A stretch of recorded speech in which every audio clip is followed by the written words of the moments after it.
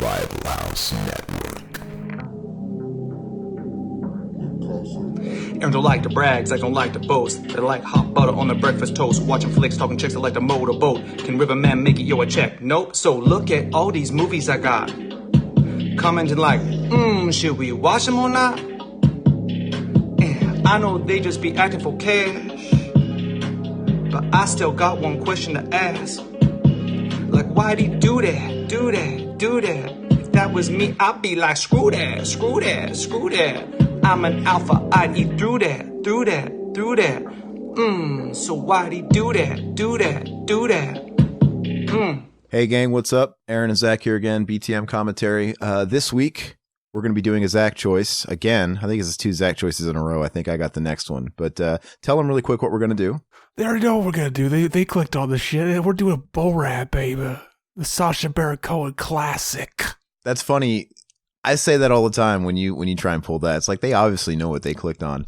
Yeah. But yeah, so we're going to watch this. It's pretty cool. We don't really do, I don't think we do comedies like this very often. They're kind of iffy on how they turn out commentary wise. This movie's quite engaging though. So I don't know if we're going to be steering away from it. And I think we've all got a Borat story. This thing was huge. This was like the phenom that followed Austin Powers, where nobody would shut up about it. All the quotes were going everywhere, and eventually it kind of got worn down and tired. I can't think of anything in between this and the Austin Powers craze, but let's not waste any time. Let's get going into it. We're going to go 3, 2, 1, play. Oh, hell yeah. This is one of my favorite comedies. If I made a list of like, favorite comedies, fucking Detroit Rock City be on there. Borat be on there, and so would Bruno. I don't know why you hate Bruno. Yeah, Bruno just went over my head, but this movie I have to agree because I tried to have a broad perspective of things when this was, like I said, it was a craze. It was a total phenom. It was getting run down. Weren't you kind of tired of everybody going, very nice, and my wife? I didn't watch this movie when it first came out, so I didn't get it. Gotcha. So when all that stuff was happening, I'm like, I'm not going to take it out on the movie because when I saw this in theaters with a friend of mine, I've never laughed so hard in my life at a movie, like at a cinema. And because it was packed, it was opening night, I want to say. And dude, it was infectious. Everybody's busting guts everywhere and dying. And my friend, he literally almost had a heart attack because he was kind of a heavier guy. And he was like pounding his chest like Chris Farley, you know? But I've never had such a pleasurable viewing experience ever. So yeah, I gave it a little bit of a pass. I'm like, you know what? I think Wayne's World was probably the same way. I love Wayne's World, but back when that first came out, I'm sure everybody was doing the We Are Not Worthy and all that stuff. Party, excellent. Yeah. This is a fucking genius fucking way to make a movie too. It's just like the way they skirt around the law by basically saying like, oh no, it's a documentary about this guy. He's coming here from another country and he's checking out. Technically they weren't lying. So it's genius. No, it's really good. I haven't watched it since the movie theater actually. I remember it pretty well. I remember the whole plot with Pamela Anderson and you know, and of course everybody remembers the scene with him and his manager 69ing, having that wrestle match or whatever. Mm-hmm. And he's got a mustache. Mustache exploitation. It's donk. Well, it's a no-brainer why this is mustache exploitation. This ticks all the boxes. He's the titular character, and he's got a big, gorgeous mustache. You know, I was thinking about suggesting we also do Cowboy Way, but see, that one's kind of on the fence because it's just one of them. I think Cowboy Way fits better into the buddy comedy exploitation. Oh yeah, we got Cowboy Way to do anytime, baby. Actually, if I can request it, following this, I'd say we probably have maybe one more movie tops before we give mustache exploitation a break. If you want. Yeah, I mean, if that 3 might be good now. We'll come back to it if we don't. But after this one, I think we should do buddy comedy exploitation because I've been dying to do for the longest time. We got to do Cowboy Way. I want to do Harley Davidson, the Marlboro Man, and we could even start your Sandler exploitation and do Bulletproof.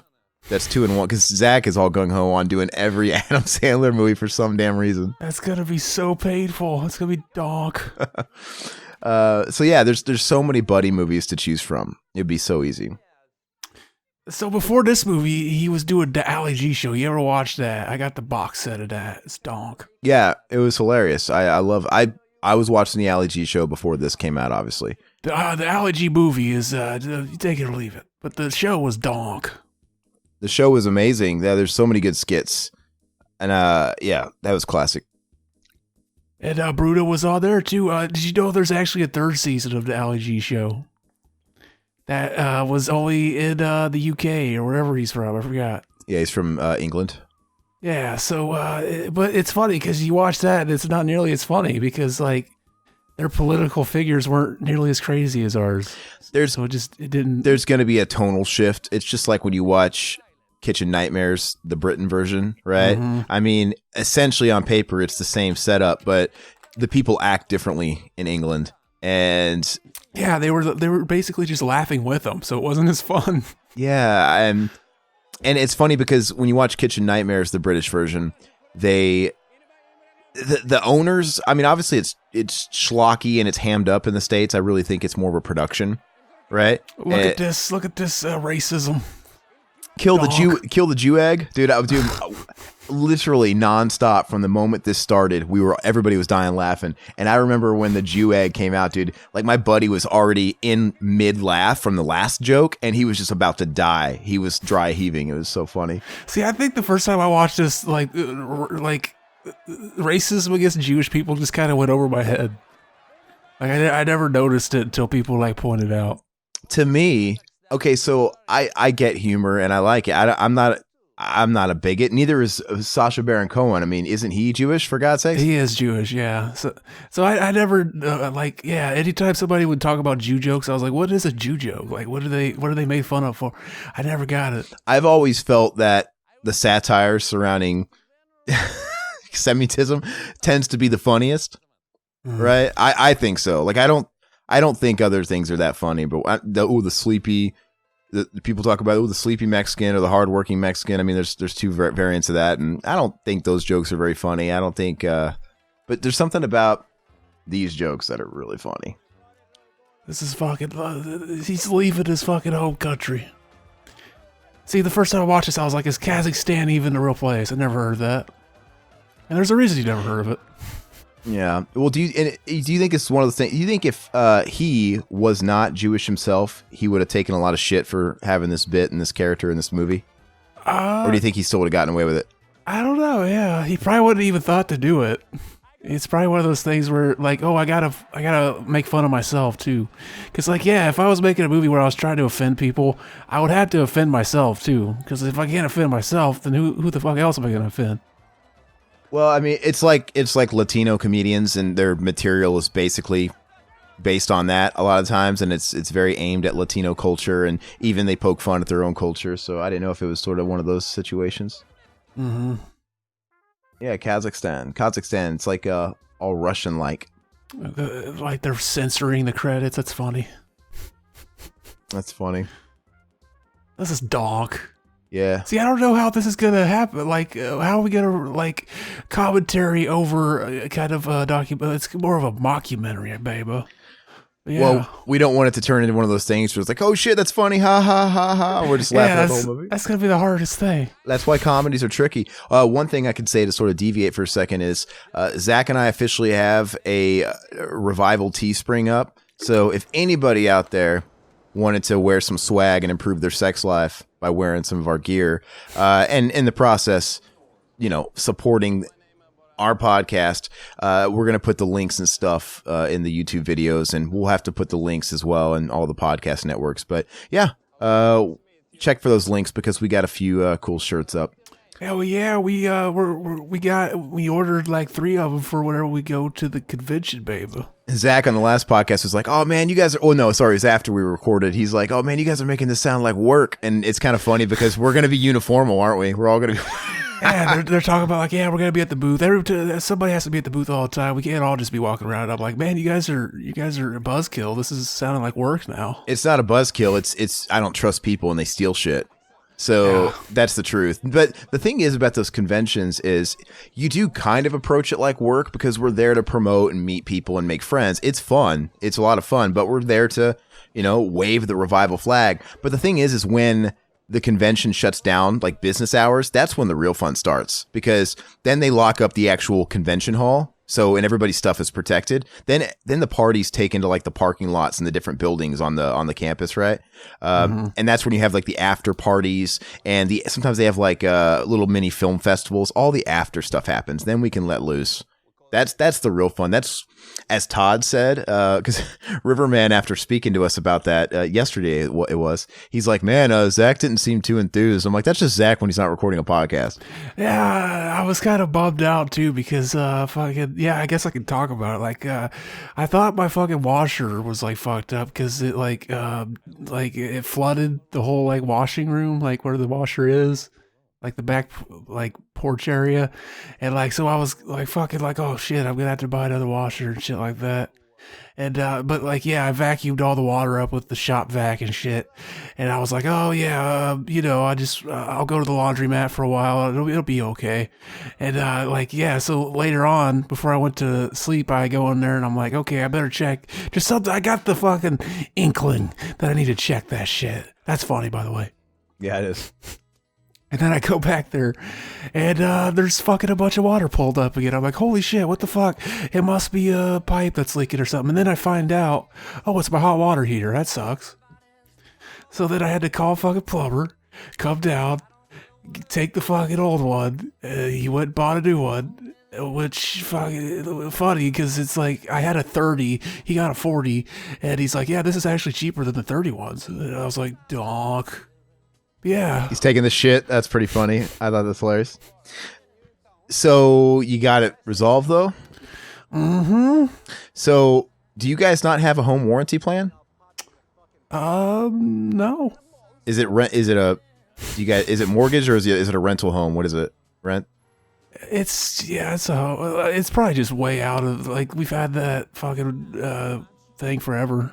But I'm saying if you guys have a home warranty plan that covers, that's what it covers. It covers appliances in the house. And all you have to do is pay for the service call. So if your disposal or something goes on the fritz, they just come out and replace it or whatever. Or if your air conditioner unit goes on the fritz as well, they just come out and you have to pay for this. Yeah, we must not have that, baby. Yeah, if you guys own the home, I would suggest it because it saved my ass a million times. You know, so it's really cheap. Yeah, that's disgusting. His whitey tighties or whatever. Look at that fucking bulge. You see his cock? Remember that? And Bruno, it's a fucking nice cock. See, I don't get Bruno. I get the thing is I thought the Bruno. See where he's like, he's showing him this is my new show. You gotta watch it. And he's showing him, and it shows his dick flopping around, and then it like stands up and yells, Bruno, and it zooms into the dick hole. Yeah, that's so funny. Yeah, I'd have to watch it again because maybe I was so polarized because I saw it in theaters as well, and I'm coming off of this movie and it just didn't have the same effect. So maybe watching it by myself, at home all these years later, I might have a different impression of it. But Bruno was added to the American version of the Ali G show. It wasn't in the original UK version. Oh yeah, it was just fucking Ali G and Borat. I actually remember the skits with Bruno, liking those a lot better, and the movie just wasn't hitting for me. I don't know. I think it's well established that our tastes differ sometimes when it comes to comedy. Like, you love all that shocking stuff. It can be funny, but sometimes I'm just like, I get that line crossed of it's just kind of gross. And the movie wasn't, but Borat, if Bruno, I don't remember it being disgusting or anything. I just remember it just not landing for me. Yeah, that's it. He got Ron Paul in like a hotel room, and he was like hinting, like, "Yeah, are we gonna fuck her?" I'd have to watch it again, and I'm sure there's bits and pieces in there that are funny, but maybe its biggest thing hurting it, its biggest detractor, is the fact that it was the follow up to this movie, which is just it was nonstop funny, nonstop laughs. I don't know. You know what I just thought of too is this is what fucking Tom Green should have done with his first movie. Yeah, something like this. But he was on top at the time. He probably couldn't have faked a character. Yeah, I guess you're right. And even if you put a dorky mustache and a curly wig on him, you'd still know it's Tom Green. He Sacha Baron Cohen, he really disappeared into these characters. Mm-hmm. Like, he really didn't resemble him, even though it's clearly him. Did you watch his? I never watched his latest show. What was the scoop with that? Oh yeah, fucking. Is it? It's not "This Is America." That's that fucking song. It's something like that. But yeah, I liked it. It's funny. I want to get it, but it's like, it's not available on Blu-ray. It's only on DVD for some reason, and it's $17. Yeah, it's ridiculous. So, but in that one, clearly he's more famous now. So he went with a bunch of facial prosthetics, but he looks faker now, doesn't he? He doesn't look real. It looked funny to me, like that character, especially the muscle guy. Yeah. See, I was hoping that fucking they were, whenever they started showing teasers for it, I was hoping they were gonna pull the rug and be like, oh no, this isn't called This Is America or whatever. This is called fucking this is the Ollie G Show season 3, baby. We just had some new characters added, but it didn't happen. Yeah, I mean, they can't. I don't think they can do the Ollie G show because you'd have to have Ollie G in it, and everybody knows Ollie G. It's too bad. It's too bad they titled it Ollie G Show, right? They made him the titular character, because if they just sort of gave it a broad title, then they could have just kept that title and just changed the gimmicks, changed the characters over time. Mm-hmm. You know? I probably wish they did, yeah. Yeah.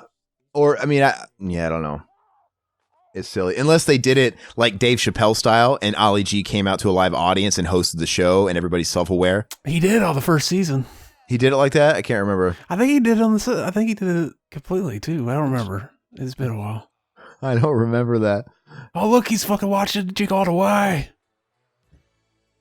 Probably because this is a 20th Century Fox film. I don't see why he couldn't have did that. Just kind of do it where he's Ollie G as the host, you know, and actually play the footage he pre-recorded with different characters. That'd have been fine. The Pamela Anderson, even in the year that this came out, Pamela Anderson was a pretty dated pop culture reference. See, I think they got that footage of her at the convention and him playing the character. See, I always wondered, like, was she in on that or no? I don't know. Because she's not that good of an actress. I've seen Barbed Wire.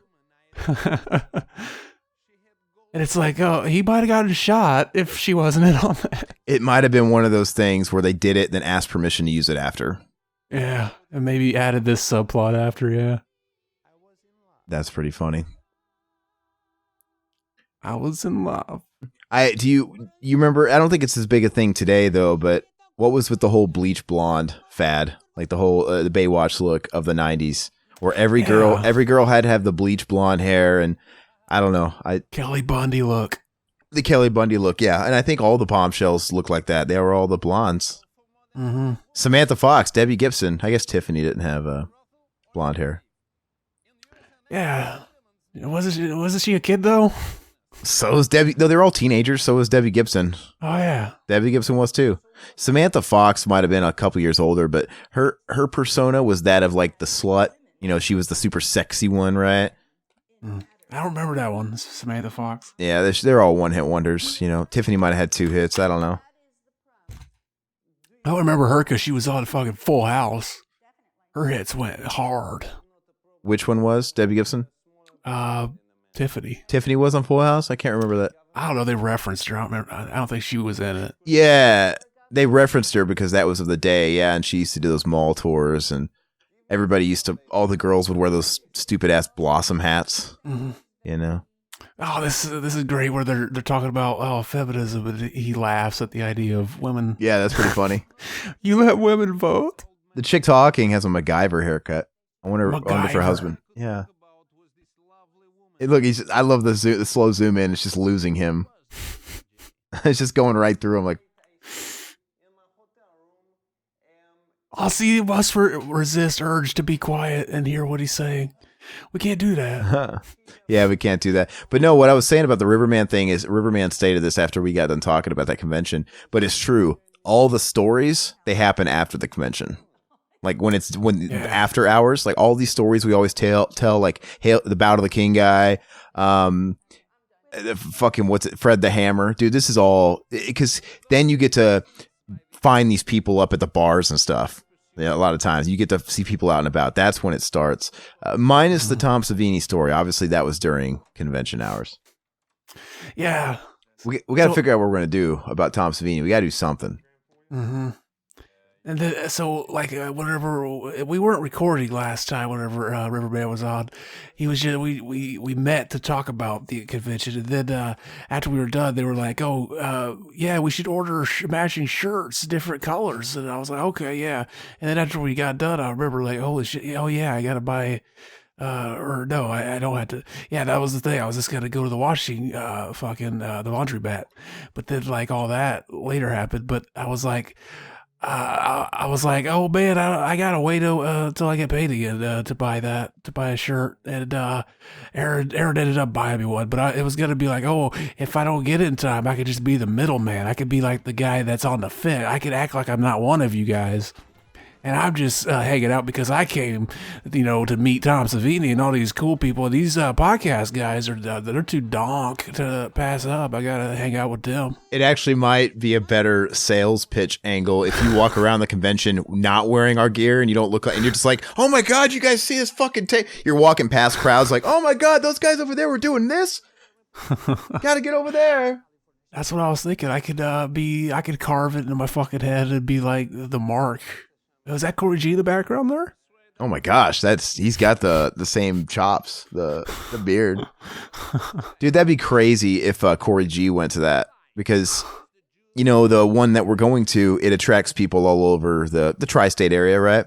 And him being from Nebraska, doxed him, I don't care.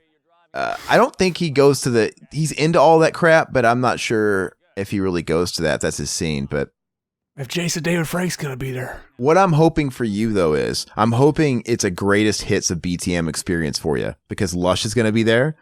You're going to be able to see Lush. It's like the ghosts of BTM past. The only thing that would be missing would be fucking Corey G. But Lush will be there, so you can go talk to him if you want. We should get him to come back. We could do his movie on fucking Prime. Amazon Prime, baby. Dude, no. And Tom Savini's going to be there. Obviously, he's a big part of BTM lore. And gosh, who else is going to be there? Oh, I'm hoping the Bow to the King guy will be there of my story. Because, like I said, when I went to the last time when I had the experience where he hit me in the nuts, and sometimes we have so many episodes and we're always getting new listeners. Sometimes I want to retell stories because it's been so long, but. Basically, this guy's famous. He's this dude that had a toy booth set up right next to us. We had our booth set up, and I think crazy-ass Margot Kidder was next to us on the left, and then Ernie Hudson from the Ghostbusters was directly in front of us, and then to the right of me was Bow to the King guy, and he had this crazy toy booth. He had so many toys, some really sweet old vintage stuff, and anyway, he was pretty cool. We were just kind of being buddy-buddy throughout the weekend talking, because that's what you do too, man. When that's going to be fun, because we'll probably make friends with whoever we're neighbors with, which is cool. And anyway, fast forward to Saturday night, and he was going to be there all weekend. Saturday comes, and he's like, I sold all my shit. He's like, I sell out every year, and I sold it all. He's like, I don't really have to work tomorrow. I don't have to come back, because he's just there to sell. So this is Saturday. But anyway, but he goes, you know what? I sold. I'll come back tomorrow. I'll come back tomorrow and help you guys sell. He was a good salesman. And he's like, oh, cool, man. He'll help us. We had made friends with him.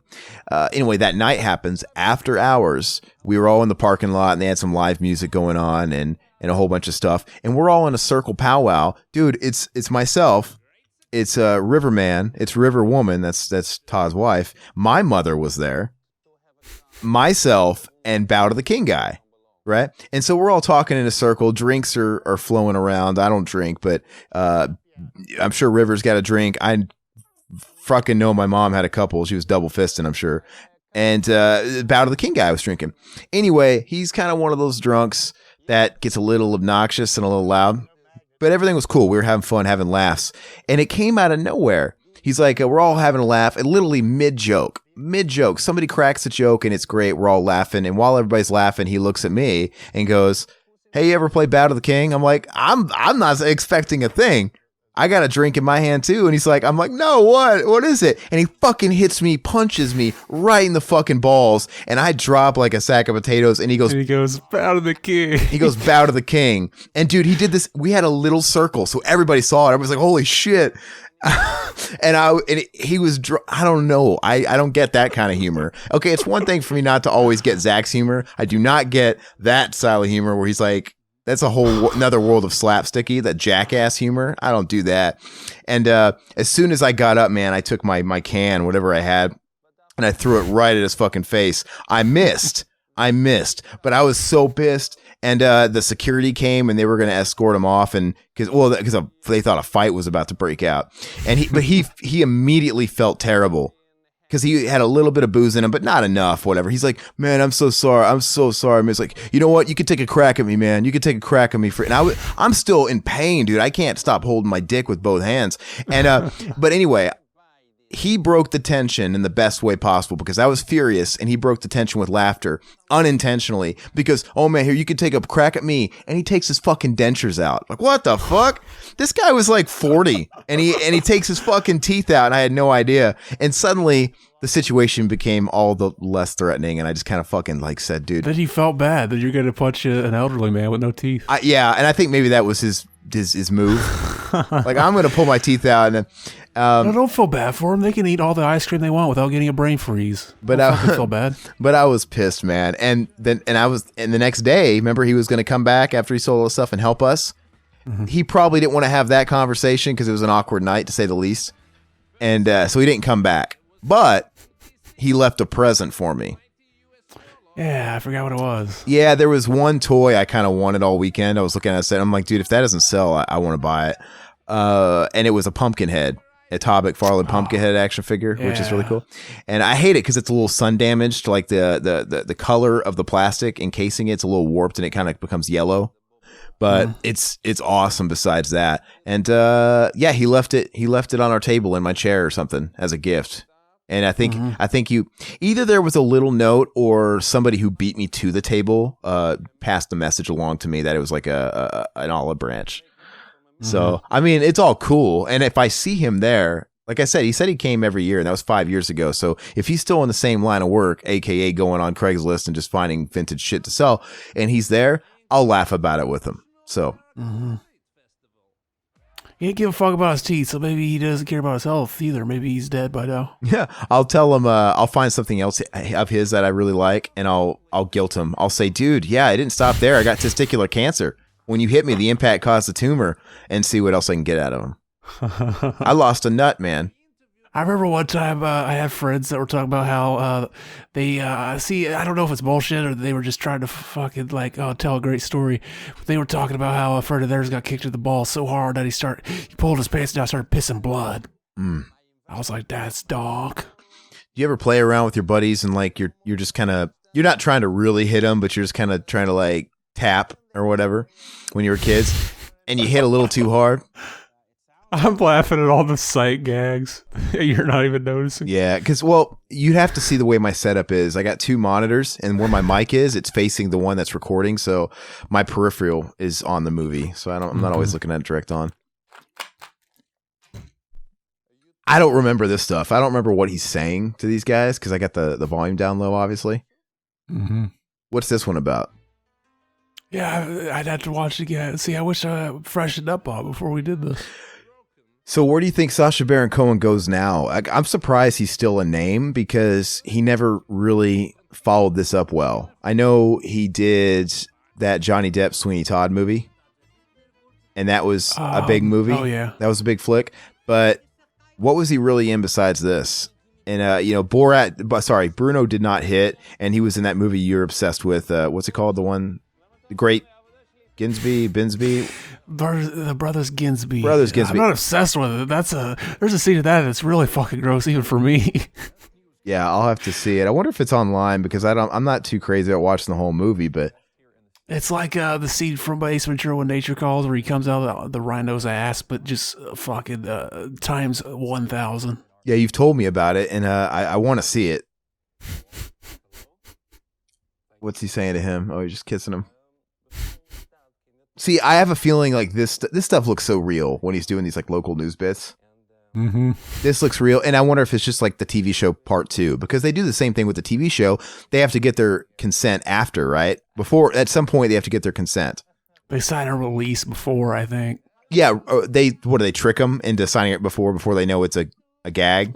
Well, they tell them it's a documentary about a guy visiting America and just learning their culture.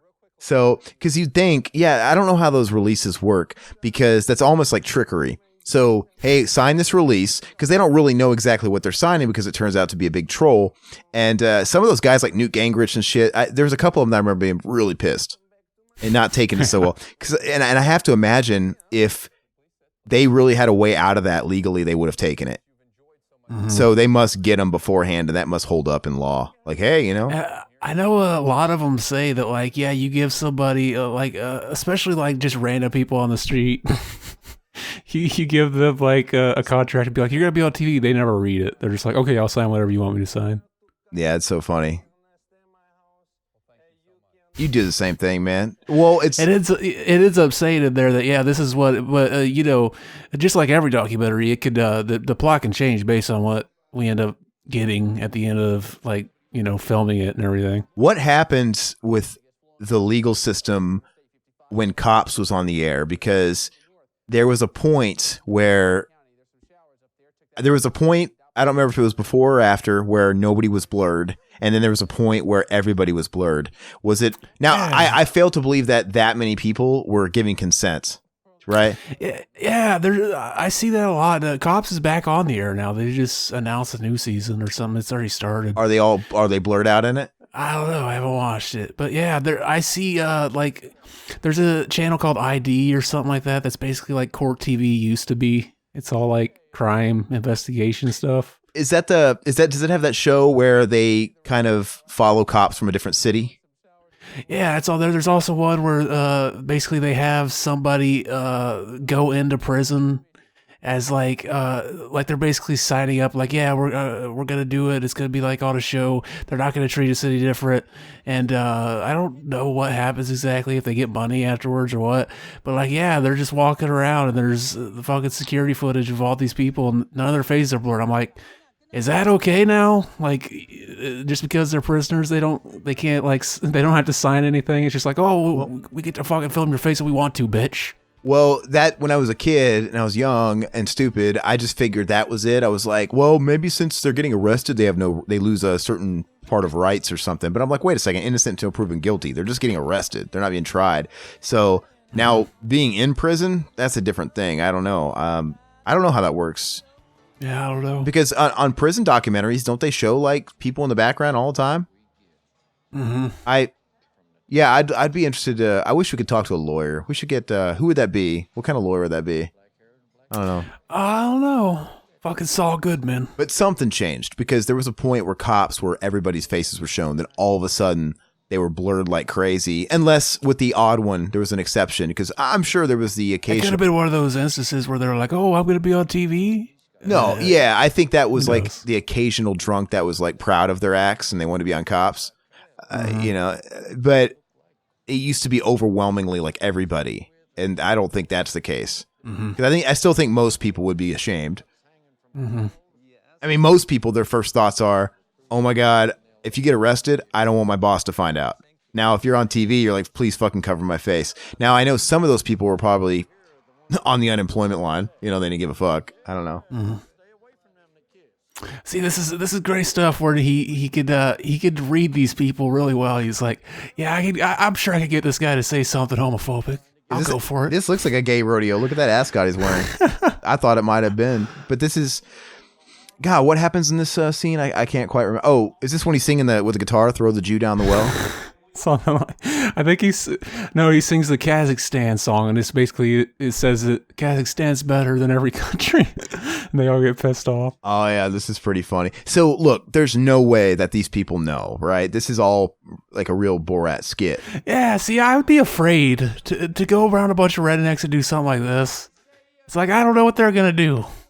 They're like wild animals in their element. I don't want to fucking rock the cage. What state is this? What if it was a conceal and carry and someone whipped out a gun?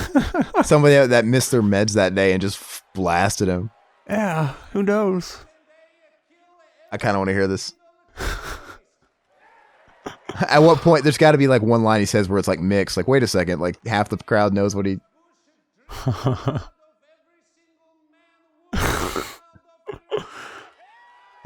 Is there a way to put subtitles on these files that we have?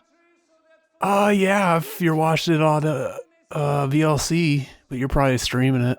Yeah, I was just streaming it, and I don't know if that, yeah. Well, I'll know that from now on, because if there's a particular movie like this that I wish I could hear all the stuff, because I could keep talking and still kind of read what he's saying, because I was just curious. This is where he sings the anthem. Mm-hmm. Yeah, but what's he doing though now? So he did that show. Is he? I'm curious of what he's got going on. Yeah, I don't know. Let's see. There was talks about maybe there's a season 2, because there's some shit that we know was filmed that it wasn't on the show yet. So people are like, "Oh, is it? Maybe it's." I haven't got the DVD yet, so maybe it's all on there for deleted scenes. I think he's one of these guys that's like a Mike Myers, where this was such a big phenom that he's kind of bulletproof for. He's got. You know what I mean? He really doesn't need too much else, and he'll kind of always be around to a degree. Mm-hmm. Mike Myers had this in Austin Powers, then he just went vamoose. He's like, I don't work anymore. The fucking horse fell over. What the fuck? Was that as a reaction to what he said, or did that just happen to happen? It probably just happened, yeah. That's funny, though. I'm trying to look at his filmography and what's going on here. Okay, what's he got going on? Oh, here's where the fucking gypsy thing. See, if she's a real gypsy, she could put the thinner curse on him.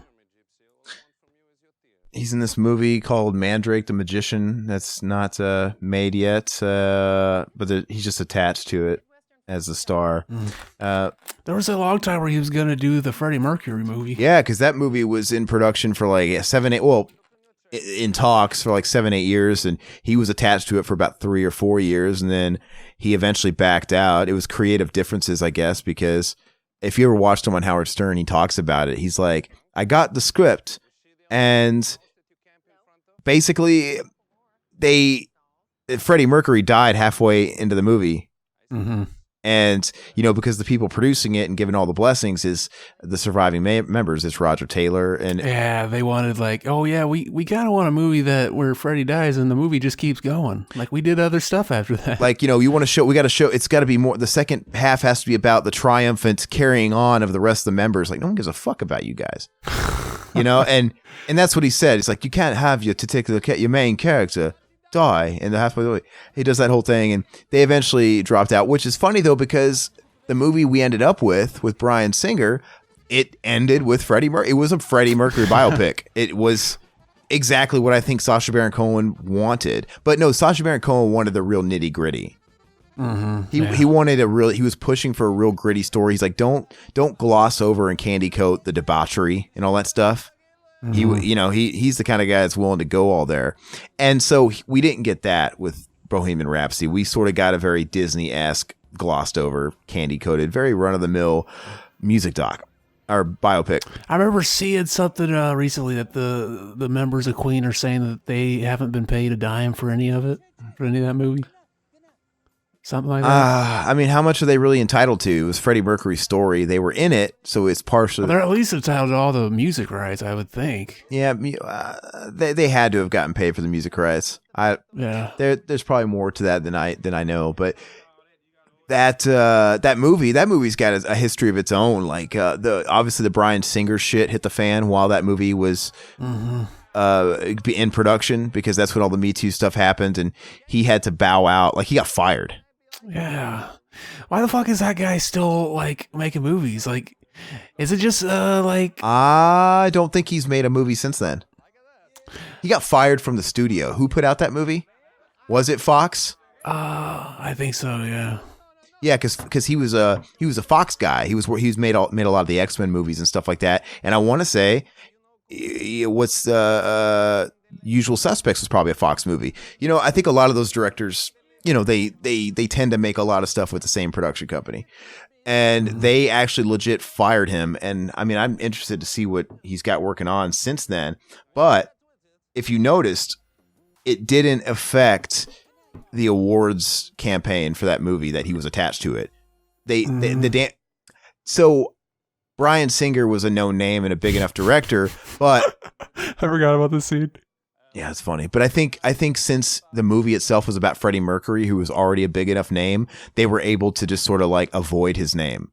Yeah. It was enough to sell it. Because if you noticed, nowhere on the posters does it say Bryan Singer's. You know, he's on there like in fine print because he's still got director credit, even though he got fired, you know, 3/4 into the filming, and they had to hire someone else to do the last part of the movie. That guy didn't get any credit, right? Mm-hmm. So they still had to give him his credit, but they fired him.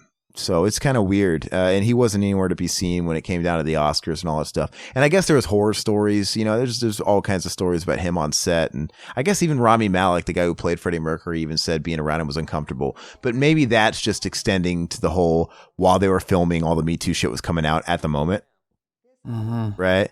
Yeah. But I think there was, was there 2 rounds of that? Maybe. No. I'm thinking of a different thing. That's the big one.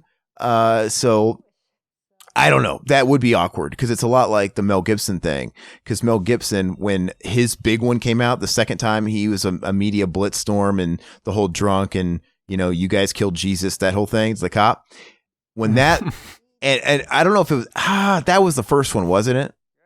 Yeah, something like that. Okay, the second one was really bad. The second one, he kind of almost survived the first one. The second one is when the recordings of the phone call of him and his estranged wife got leaked by her.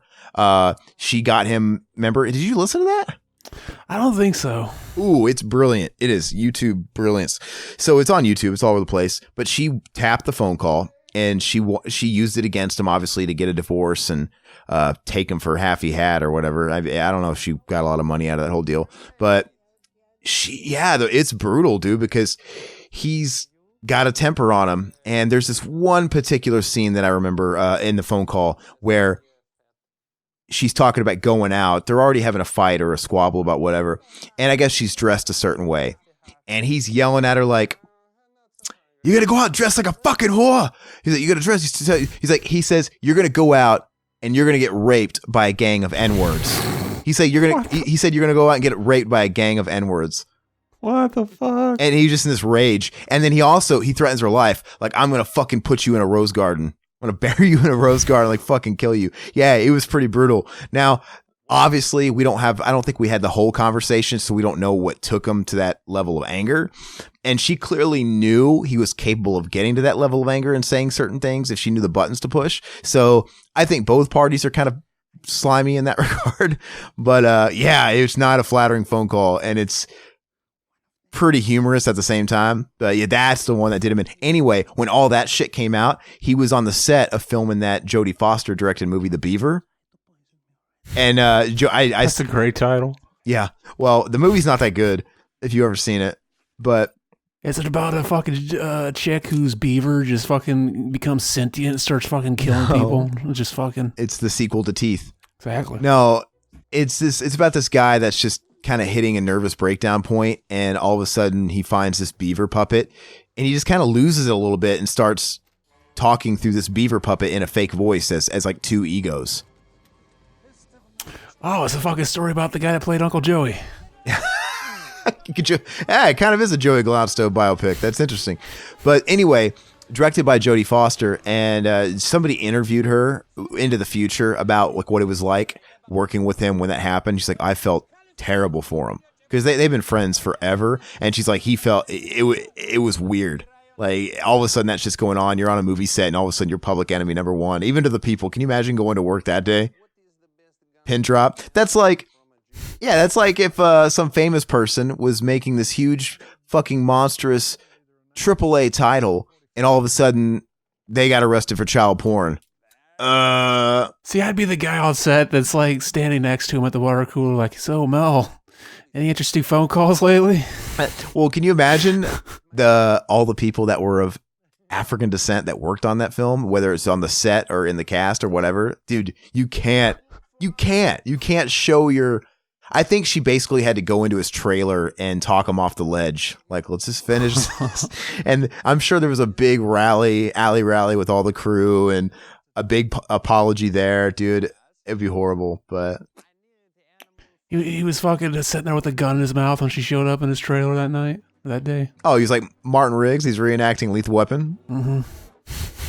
So, and the thing, fucking bear in there.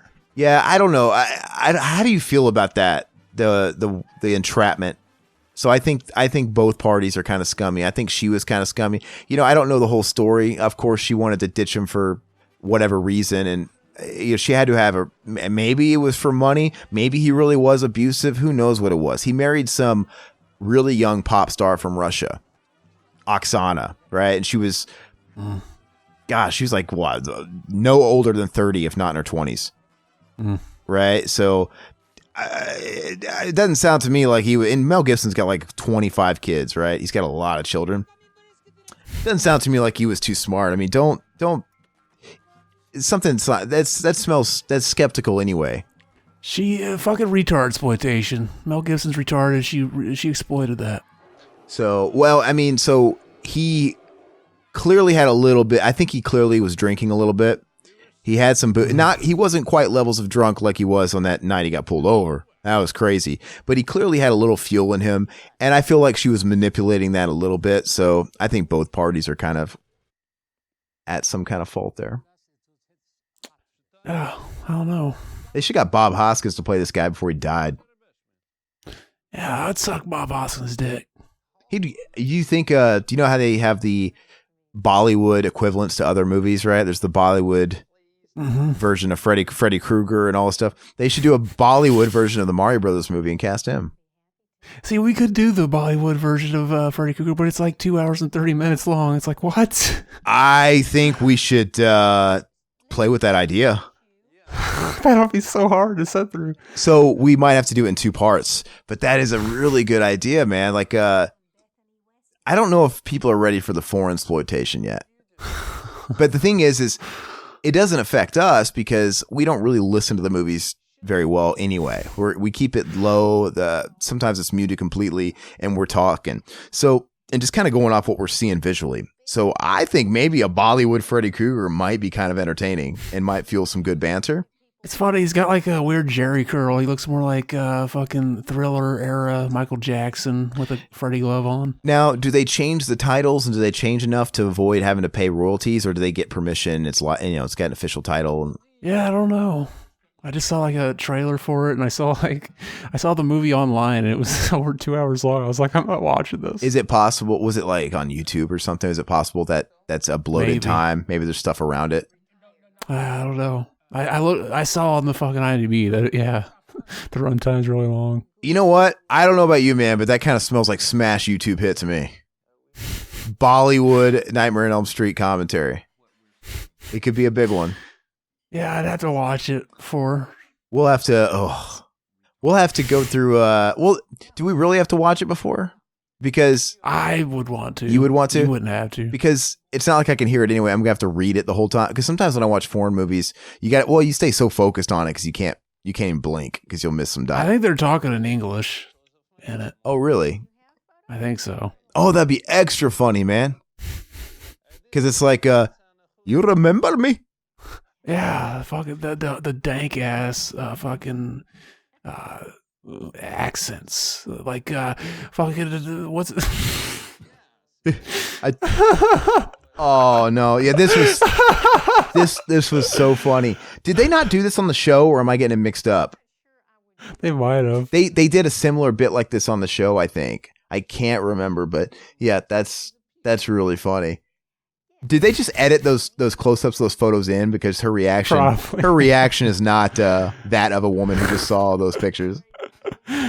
Yeah, you never know. Like, well, they could be like, "Oh, it's his culture. It's a different culture. I gotta just roll with the punches." I always love this scene. I always think of this scene because anytime you're talking to like old people, like you're visiting like relatives and they're older, and you say like, "What are you up to?" And they're like, "Oh, I'm retard." They always pronounce it retard. They never say retired. It's like, "Oh, I'm retard." He does that thing where he's like, "You a retard? Is it mental or physical?" I always want to do that back to him. That picture, that photo he had, that guy had a really dark penis. You ever in a locker room and you see a dude that has like a really dark penis, but the rest of his body's not? Yeah, or the dude with the dark penis, but the fucking it changes color halfway, and then it gets lighter towards the tip. There's a color gradient. Yeah, yeah. That's really weird. I'm one tone, baby. I don't know what was in the DNA punch when they were made, but yeah, maybe they like they get in the tanning bed and they put a little sock over the tip. maybe Like, oh, the tip is sensitive though. maybe that was Michael Jackson's thing. Maybe I wonder if he had a dark cock still. That'd be dog. Has your opinion on the Michael Jackson thing swayed after all that documentary thing died down? Have you thought about it anymore?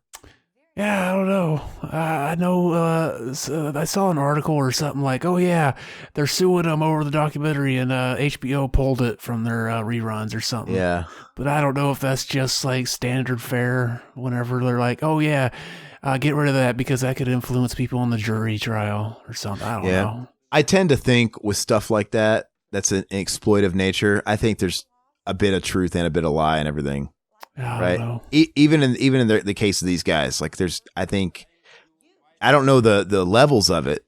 Like maybe the truths aren't full blown pedophile, but maybe I don't know. But there has to be something that's factually inaccurate in that documentary, if anything. Yeah. It hasn't hurt him, dude. That documentary did nothing to his reputation. It got some people talking, but it was the same old story. Like, go on Spotify. He's still got like 50 million subscribers. It didn't sway really his hardcores or anybody else. You know, I think most people don't give it. Like, they're like, oh, he might be a piece of shit, but I'll still listen to him. I think, you know what I think's different? I think it's that he's dead. If he was alive, it'd be a little bit. Okay, obviously, if he was alive, he'd be able to defend himself. But it's not even just that. I think people take pleasure on dogpiling on someone that's living, and they can affect them. But I think I think that he's dead, it's like, you know what, whatever. You pass it off. But Michael Jackson, he's the only guy in the history of modern culture that's ever gotten a hard pass on that. Sleeping with boys.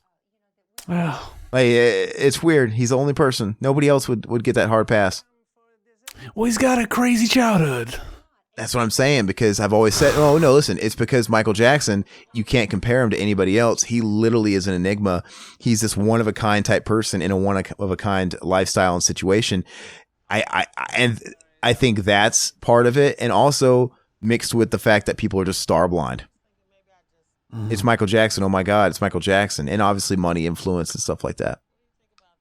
I don't know. Yeah, I try not to let he had a weird childhood get it. I'm sure everybody that does something fucked up had a weird childhood. True. So if he's really the pedophile that some people think he is, that was exactly his shtick, you know. And people were just blinded and letting it go past him. You know, whatever. Whether I think some people, if it happened, they knew it was going on, but they were just subconsciously. I just thought, like, I have an out. Like, if I ever do something fucked up, I could be like, hey, I jacked off with some friends under a blanket once. Had a weird childhood. I watched a friend fuck his sister. Oh, that's a good one. No. You got a whole and I'll vouch for you. I'll go on trial. I'll go on the stand and be like, dude, this guy used to beat off a dog with his friend. You know, I didn't do it. He did it. No. So we want to get you off the hook here. So we have to embellish a little bit. So you might have watched him jack off a dog, but when I tell the story, it's going to be they were gangbanging the dog, both of them taking turns. Then they gangbang each other. Yeah, we played a game where we got as far away from each other as we could and tried to land the dog's jizz in each other's mouths. It was like a super soaker. That was our idea of fun. I was fucked up as a kid. And you watch the sister, but so we have to change it. We have to make it worse. It was your sister. So, I mean, I'm not saying you have to, well. Then my sister's like, I don't feel comfortable about that. Yeah, somebody's going to have to take one for the team. I mean, I think if you're going down for life, I think she needs to take one for the team and do something for you. I don't know how I'd ask her to do that. But yeah, you've got a lot of fucks. But that's almost like, I don't think it would work, man, because didn't Kevin Spacey try that deflective tactic? When he came out, when all these people were accusing him, he's like, I'd like to announce that I'm a homosexual. Like, what the? No, come on. No. Yeah, that's not something fucked up that happened to you as a kid. That's just. Yeah. It was deflecting, though. Like, I want to get this community supportive. Yeah, I don't know what he was trying to do with that. Like, wait a second. He would have had to add on to it. Like, oh, yeah, my fucking mom was crazy and she sent me to, like, conversion therapy. I got shock treatment or something. That fucked me up. Yeah, something. He's completely fallen off the grid too. But yeah, man, I mean, there's people that'll talk about, oh man, famous people, fuck them. They're just people. And to a degree, I get it. But I think there's something when a famous person walks into a building, man, the energy changes, right? Mm-hmm. And I think when Michael Jackson would do that, okay, allegedly, I don't know or I can't say for sure if he did or not, but let's say if he wanted to do it, fuck yeah, Michael Jackson could do it. R. Kelly could tie a whole bunch of people up in his fucking basement and piss on them and do whatever to him, right? Yeah. There was a recent documentary about R. Kelly too. It was it was like a episodic TV one though. Well, yeah, that's exactly what I'm talking about. And he went on, now he's the meme. He goes on Good Morning America and he's crying like a bitch. Yeah, and that whole fucking O.J. Simpson came to Twitter recently, and some genius basically made an O.J. Simpson Twitter parody, fucking indistinguishable from his real one. I got fooled by it. Like he fucking O.J.'s is like real O.J. Simpson. This guy used a 0 instead of an O, and O.J. I don't think is verified yet either. So I was fucking like, oh shit, like he was like. He posted one like, if I could go back in time and not kill my wife, I wouldn't. Oh, you sent that to me, I think. I was like, holy shit, that I found out it wasn't like after like 5 minutes, but you wouldn't put it past him because I mean because his attitude since those murders, and he's very exploitive, right? He's exploitative. He's trying to make a buck every which way, doing distasteful things. I wrote a book if I did it. It's not saying I did it, but if I did it, this is how I would have done it. Now, did you see a year or so ago when Fox News released that footage of him doing the press back then for the book, and they never aired it back when the book came out because it left him feeling so grimy that we can't put out a push for this book, and it's not gonna make us look good. I would have fucking just released it unedited. Like, yeah, buy the book if you want, but listen to what he said. He's fucking weird. No. They did. They released it unedited years later, like last year. I would have done it would have happened, is what I'm saying. Did you watch it, though? Did you watch that footage? Yeah, it was fucking weird. I don't remember much about it, though. Yeah, it was really creepy. Like, it's an in one ear, out the other fucking generation now. We forget shit dude, so easy. The woman interviewing him, she's got this look on her face the whole time, like, I am sitting next to a cold-blooded killer, and he's unraveling right before my eyes. Mm-hmm. The stuff he was saying was ridiculous, because he was going into vivid detail on how he would have killed his wife, and he kept saying shit that, you know what I'm saying? Like you have to keep speaking in that perspective, like, oh, if I would have did it, I would have done this. I would have walked through the cat. I would have stabbed this. A really odd defense. He made a couple of like slips in, you know what I mean? Yeah. What do you mean you did? I mean, if, and it was just like getting really uncomfortable. Yeah, this is a fucked up. This is the scene. Notice his dick disappears as soon as he lets go of it. He's got one of those stomach vaginas, I know. Yeah, like sometimes you ever see those people that are really chubby and like their fucking like dick looks like they just like pulled it up over their gut. It's like, where is their dick? I don't see any bulge. It's just like a fucking. There's a great scene of the Toxic Avenger. See, look how big his dick is. That's dong. He's got a fucking massive dong. Was it bleeped out in the theatrical? Yeah, I think they're embellishing on the size of it a bit. I think he said so on the commentary. That's so funny. Well, dude, are his eyebrows real? They can't be. I was going to say there's you've never seen fucking Toxic Avenger 4, the second one, that the only other one that Lloyd Kaufman came back to film. Yeah, this is ridiculous. Came back to film. And there's a great scene where fucking the really fat dude that's in a bunch of trauma movies, they call him Joe Flyshaker. He like died recently. And a lot of people are like, I think that's Mike Hertz. You never see Mike Hertz. It's always like, oh, a Lloyd Kaufman and Mike Hertz production. I think that's Mike Hertz. And they kind of fan the flames of that by having him play Mike Hertz sometimes. But apparently it's not him. And he died recently. But there's a great scene in Toxic 4 where his Toxic's girlfriend is like rubbing his dick.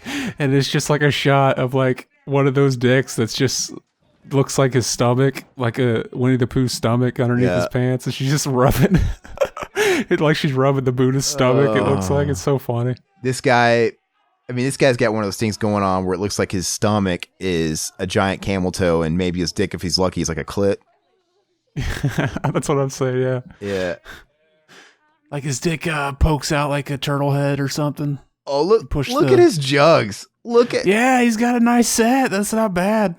Dude, like if those were on a chick, you'd be fooled. That's a solid D cup. Gosh, man. All I could think about. Yeah, that was so funny. There's always one guy like that trying to not make eye contact. You do something weird in the elevator. You ever fart on an elevator? Yep. And oh, look at that! Look at that! Oh my God, he literally has 3 stomachs. Dude, I'm not trying to like shame or make fun of him, but he clearly knows it's funny, and that's why he's in the movie. This is ridiculous. Dude, when they were having the 69 scene on the bed, all I could think about was, dude, his ass has to smell so bad because it's right in his face. There's no way he gets so many dingles caught in that hair of his. Yeah. That's so funny. I don't remember what we were talking about before that whole scene. I don't know, we were talking about celebrity culture, and I just think at the end of the day, obviously I'm not blaming victims or anything, but isn't it weird how it's just ingrained in DNA for people to want to like fuck stars and get close to stars and let stars be uncomfortable with them to start with, you know? Yeah. Like, you know, with the it goes back all the way to God knows when, with people lining up in groupies. You know, I don't think it's really a rock scene thing anymore. It's probably big in the rap world, but people still do it, man. There's always people lined up outside a tour bus that just want to blow their favorite celebrity or musician.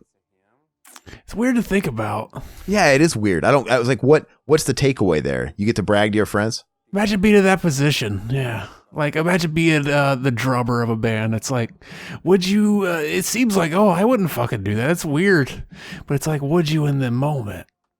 You get caught up in that fucking, they're worshiping you. Like, they think you're better than a normal guy. Clearly, a lot of people do, man. I mean, a lot of people kind of get corrupted by it, by the fame and stuff. I think, yeah, a lot of people can. Mm. There's stories about some musicians or whoever that are portrayed as the biggest bad boys, and they're really tame. And then some of the goody two shoes that are like got the clean cut image, you know, like your people in your boy bands, your pop stars that are just total deviants. Yeah. And that'd be a good podcast. A former groupie dishes out all the fucking dirt on the people. Oh, I'd love to do it. There's that one. I think that one that made like a documentary where she like holds the record. She dated so many stars. She fucked everybody, and she fucked rock stars and collected those memories. And she would collect the plaster casts. Yeah, I remember that. Yeah. She collected dick casts like normal concert goers collect copies of the set list. Mm-hmm. Or ticket stubs or something. It's weird. She might have been the one that said that Lenny Kravitz had the 11 and a half inch cock, but she fucked Jimi Hendrix. She's way too old. Yeah, she had Jimi Hendrix's dick. That's fucking, that's epic. Could she play the Star Spangled Banner with it though? Like a flute, you know? Put some holes in it. Imagine being able to say, I sucked Jimi Hendrix's cock. Yeah, maybe that's exactly what they're going for. That's the allure. You just nailed it, right? So how many people can really say right now that, oh yeah, I blew Jim Morrison, a guy that's been dead forever, and he's kind of... Yeah. Once her like tally gets so big though, you'd have to start doubting some of her stories. It's like, are you mixing that up with another guy? Because you did a lot. Well, to be fair, if somebody had that many crazy stories, you'd think the whole thing was a sham and a lie. Like, you're crazy. Yeah, probably. Yeah, but I think you'd do that to anybody. Like, even if a regular person said, oh, you know, I fucking rimmed John Bon Jovi one day after a tour on the Slippery When Wet circuit, you'd be like, fuck you, no. And his asshole was slippery when wet. Yeah, you're like, no, get out of Dodge. You did not. Yeah, I remember hearing these guys were pretty pissed off when the movie came out. Oh, because they go on like a weird tirade. These like frat bro dudes. I don't remember what they say. I don't either. That guy looks like the drummer from fucking a band. No, I was gonna say the guy with the golf hat there, the visor. He looks like the dude that lights Jason on fire in Freddy vs. Jason. Fuck you. Yeah, I was gonna see. You didn't notice, but I said that guy looks like the drummer of a band. I was gonna say Zayo, and then I didn't because I knew you were gonna. Why the fuck do you always bring them up?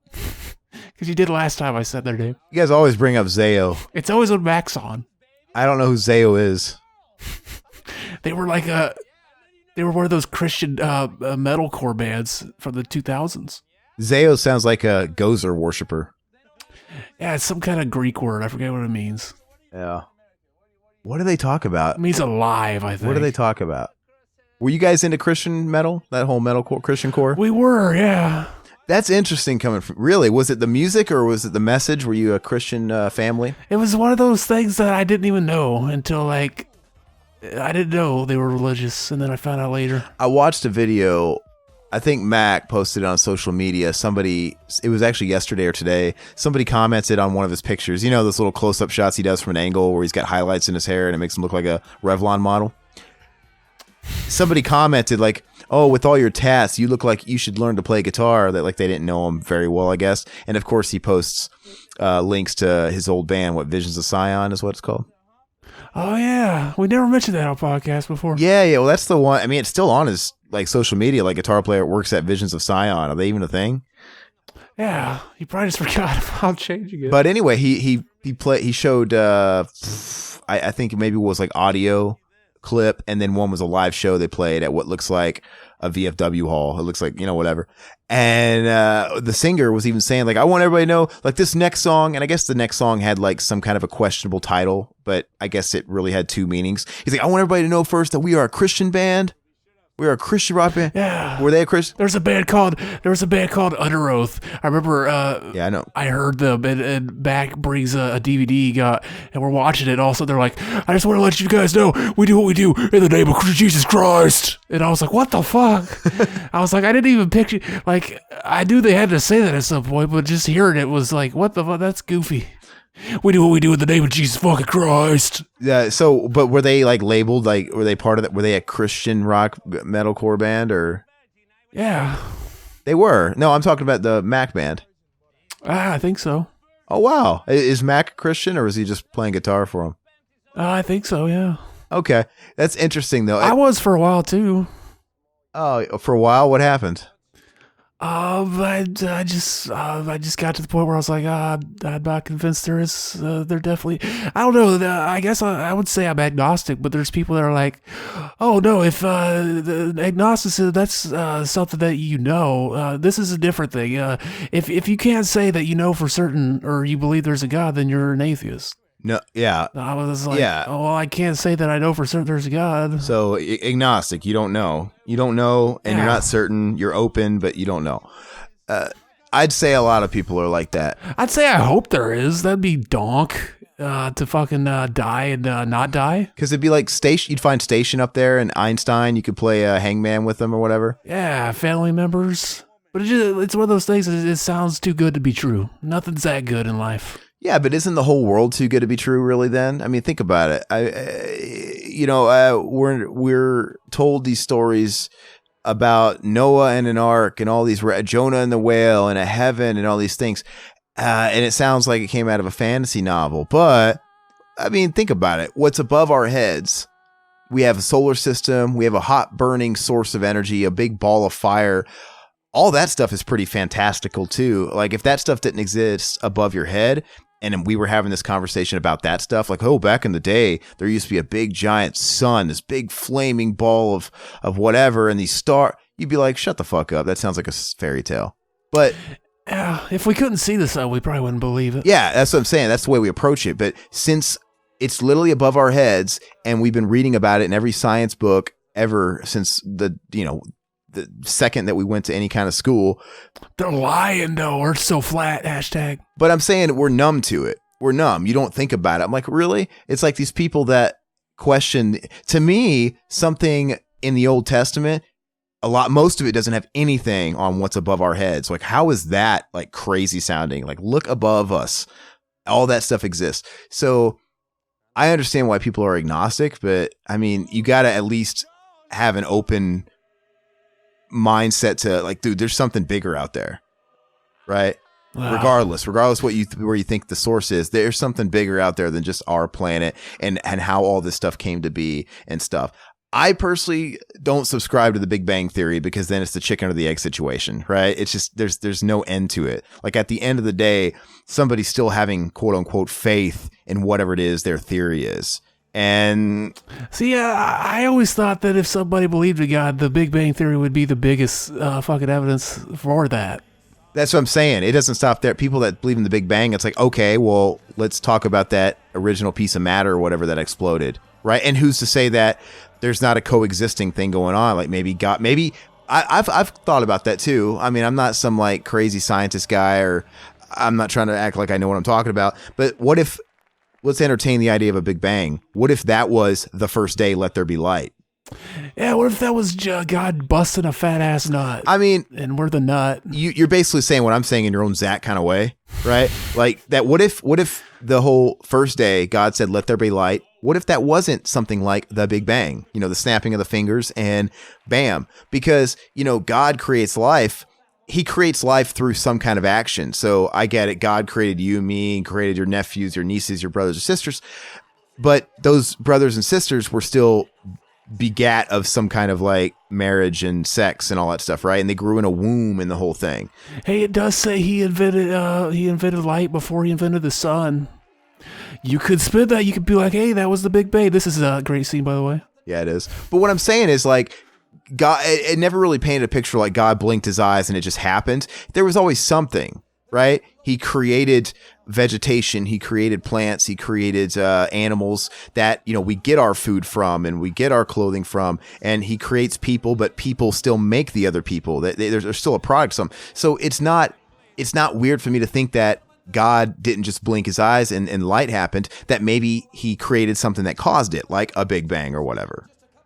Or the nut. I like my idea better. The big nut theory? Yeah. Hashtag big nut theory? Big nut. Hashtag big nut theory. Maybe that can go on a future Mac and Zach shirt. Fuck yes. The big nut theory. You ever hear of Gail Cord Schuler on YouTube? No, who's that? Is that? She's a fucking crazy person. You just look up her videos about the new cocky. The new cocky. The new cocky. I'm scared to ask, but it's a big fucking semen bomb. Okay. That fucking explodes and gets everybody pregnant. I forget the logic behind it, but she's a fucking nut. No pun intended. I don't think she's trolling. That's funny. Yeah. I still think though, man, my dream for Deep End, which by the way, still working on we'll have to do it next week. I want to talk to Bat 32. Didn't have time this week. Maybe, I need to get his information from you. I mean, I don't even mind messaging him, but I'd like to do that next week if you're free to join. But I think that's going to be a great conversation about the porn stance. I would like to talk to a flat earther. I want to get Michael Bauer on the fucking show. Legit. Well, it's funny because you talk to there's a bunch of that fucking like they're so ingrained in this horse shit that they listen to other people that are really fucking good at like just fucking planting these fucking bullshit seeds. They're like, oh, they could be convincing to some people. Well, some people like to say things like Christianity are a big ruse, but okay, I'm going to ignore that for a second. Dude, flat earthers, this legit sounds like something a couple of stoners came up with and they were trolling and it just got out of control. I listened to there's this show called Non Sequitur Show where they bring on for a while they were doing Flatter Day nights, and it was always like, oh, we're gonna have flat earthers debate, we're gonna bring there's this guy called Red's Rhetoric on YouTube that he's like one of the go-to debunkers of flat earth. Because like he'll go out and actually spend money and buy like there's like a theory on the flat earth that like, oh yeah, all these pictures that show a curve in the earth, that's just because they're using a fisheye lens. You got to get this specific camera because it doesn't have a fucking lens distortion. So he'll buy that camera and he'll go like to this parts of the U.S. or wherever where, oh yeah, if you're up high on this part, you can kind of see and then he'll take a picture and be like, yeah, this is your camera choice. Why are you seeing that? You're not supposed to see that. And then they basically just like, oh, well, that's a fake picture. Fake news. Yeah, like they ask him why they believe it. There are some people that they talk about, oh yeah, I believe it because it's a literal fucking it's a literal interpretation of what it says in the Bible. Do you think that I should I do that? Should I get Michael Bauer on Deep End? That would be dog. I guarantee you I could do it. And I wouldn't treat it like a dude. I would treat him no different than John Milan or whoever. He's not a celebrity to me. I just want to talk to him. And yeah. And I'd have to try and approach it. I can't be combative, right? I can't be like, dude, you're fucking weird. And you got daddy issues and you went on a drunk tirade talking about your micro penis. And I can't do all that. I have to come at it, Hey, that's the guy from that brand new album cover. Okay. Hey, is that I figured I'd bring up a band you definitely don't know. I've heard the name. Well, yeah, you could hear that name anywhere. You buy something new, and you hear that. But I've heard the name. Hey, but is that his wife, the one chick with the short blonde hair? I don't know. That I've seen her live. She's a comedian named Lunell. I watched her at a comedy club one night. Lou Wynell. I don't know, but she was pretty funny. But I don't remember if she shows up again in the movie. Or no, I'm thinking of the guy that co-wrote Saul. What's his name? Lou Wynell. Oh yeah. Hey, so we got a sizable amount of comments. Do you mind if I start reading a couple? Go for it, babe. So we have a new listener. Well, I don't know if you're a new listener, but I think you're a new commenter by the name of Garrett Arispe. I think that's how you say that. It could be, the E could be silent, but Garrett Arispe. He comments on the Tombstone commentary, the first inaugural kickoff episode of our Stash Exploitation. He says, another one you guys should do is a commentary on is the original Kubrick version of The Shining, since the new Dr. Sleep movie is coming out soon later on this year. And he's also saying, can you guys go ahead? That trailer got me kind of excited. I didn't watch it yet because I wasn't expecting that it was going to actually. It's not going to connect. Yeah. We hear all the stories like, oh yeah, fucking, King hates fucking Stanley Kubrick's movie, so of course, like, he's got fucking, say over what's going on now. He's not going to want this to be a sequel to The Shining, but it looks like it's a fucking sequel to The Shining. So maybe they're taking liberties. I don't know if the book's like that at all or what. I don't know. Yeah, interesting. I'll have to watch it as soon as we're done recording this. But I think that's a great idea. I know you guys did The Shining on Josh James, the R-rated horror podcast, and that was one of his better. That was probably his best episode he's ever done with you and Wazell, and it was a lot of fun. It was a dog commentary. I've always felt like The Shining might be a better cinema enema type movie because it is kind of a long. I don't know how you guys did it, but. Yeah, but we'll figure it out. We have to do some. We have to show some kind of love to The Shining in some medium, and we'll definitely do that. Garrett also says, "Can you guys also do a commentary for Child's Play 3 and also Seed of Chucky?" Not to get a little off topic on this video, but still question mark. We haven't done Child's Play 3 on this channel yet. Mac and Zach did Child's Play 3, so in the meantime, you guys can do that. But I do want to do Child's Play 3 with you. I remember liking that one. I remember thinking that was a good commentary. It was, but as much as I would normally want Mac to be on that one, since you guys already did it together, I think we need a different third person just for a different dynamic on it, Mm-hmm. So maybe somebody like Josh James, we can get Riverman on or somebody like that. I think that'd be cool. And Seed of Chucky, that's the bane of your existence. I'd do it. I would too, yeah. The thing is, the Seed of Chucky is a terrible movie and everybody talks about that, but it's not an unwatchable movie. Like, it's so stupid, and if you're going to be a dumb movie, at least have a pace about it and have stuff happening that's dumb. It's not an unwatchable movie, but to be fair, there's not a lot of movies I would call unwatchable. I could watch pretty much anything.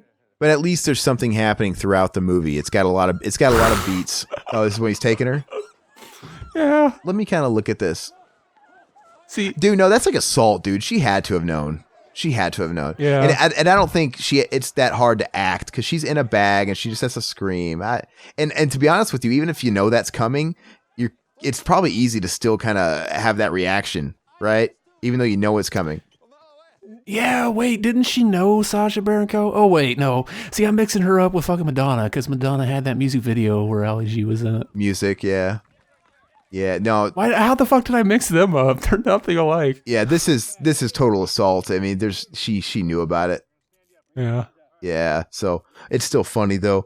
But no, hey. And he didn't get really hurt because like he probably would have. Yeah. Because she's a pretty big, even at the point where she wasn't really doing a lot, she was still pretty. She's still I would say household name. She's still somehow like A-list, even though she's not in a lot. She's not A-list, dude. To be A-list, you got to be in the movies and stuff, dude. Yeah, I guess.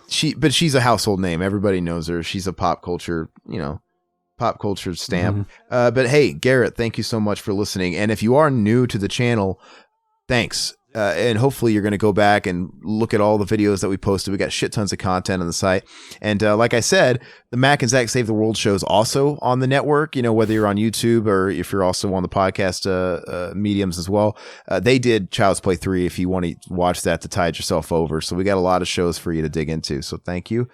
I'm going to read a comment I got on an old interview I did. I did an interview with Scout Taylor Compton way back in the day, actually at the Bout of the King. convention, and we were talking about Halloween 3 because at the time Halloween 3 was still a go, maybe with Rob Zombie. So everybody that wants to watch that interview, you can watch that and think, man, this is before Eric got kicked in the nuts. If only he knew what was laid in front of him just a couple hours from here. Yeah, no, it's true. This person's obviously a Halloween fan person, and because they have their avatar is that of, that Michael Myers from the first movie in the Rob Zombie flick, and he's got that orange paper mache mask.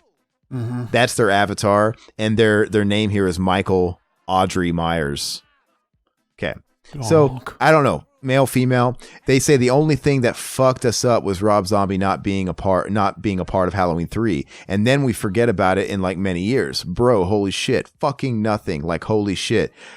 Well, there wasn't a Halloween 3 to be a part of, to be fair. Yeah. So I don't know. I think the second one was so bad they had to abandon ship.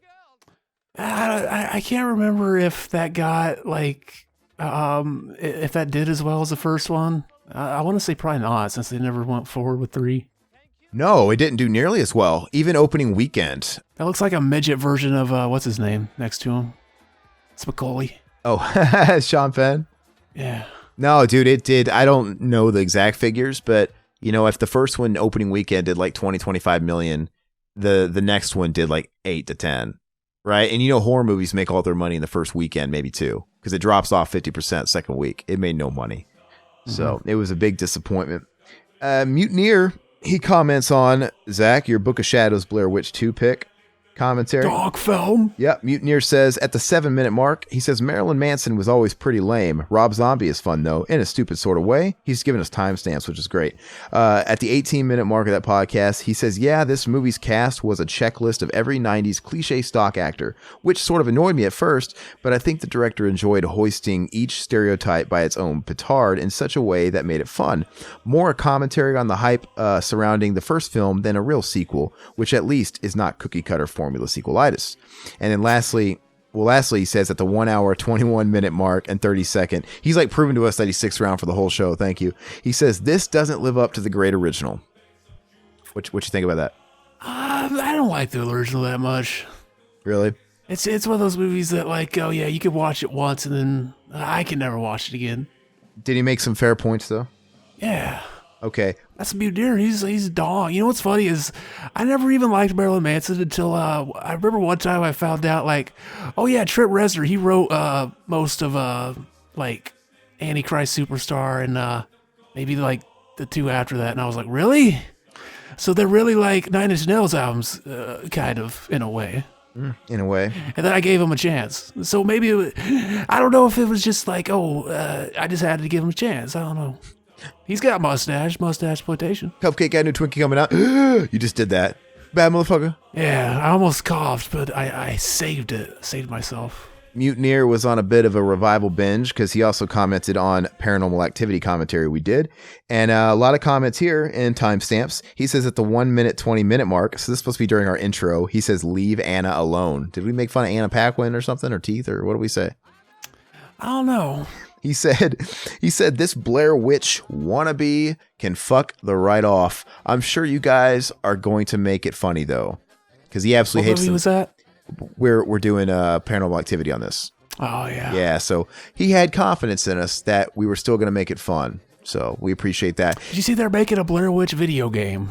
I did. That's kind of weird now. There was some buzz. Yeah, it is weird. There was some buzz. I remember I got kind of excited because I follow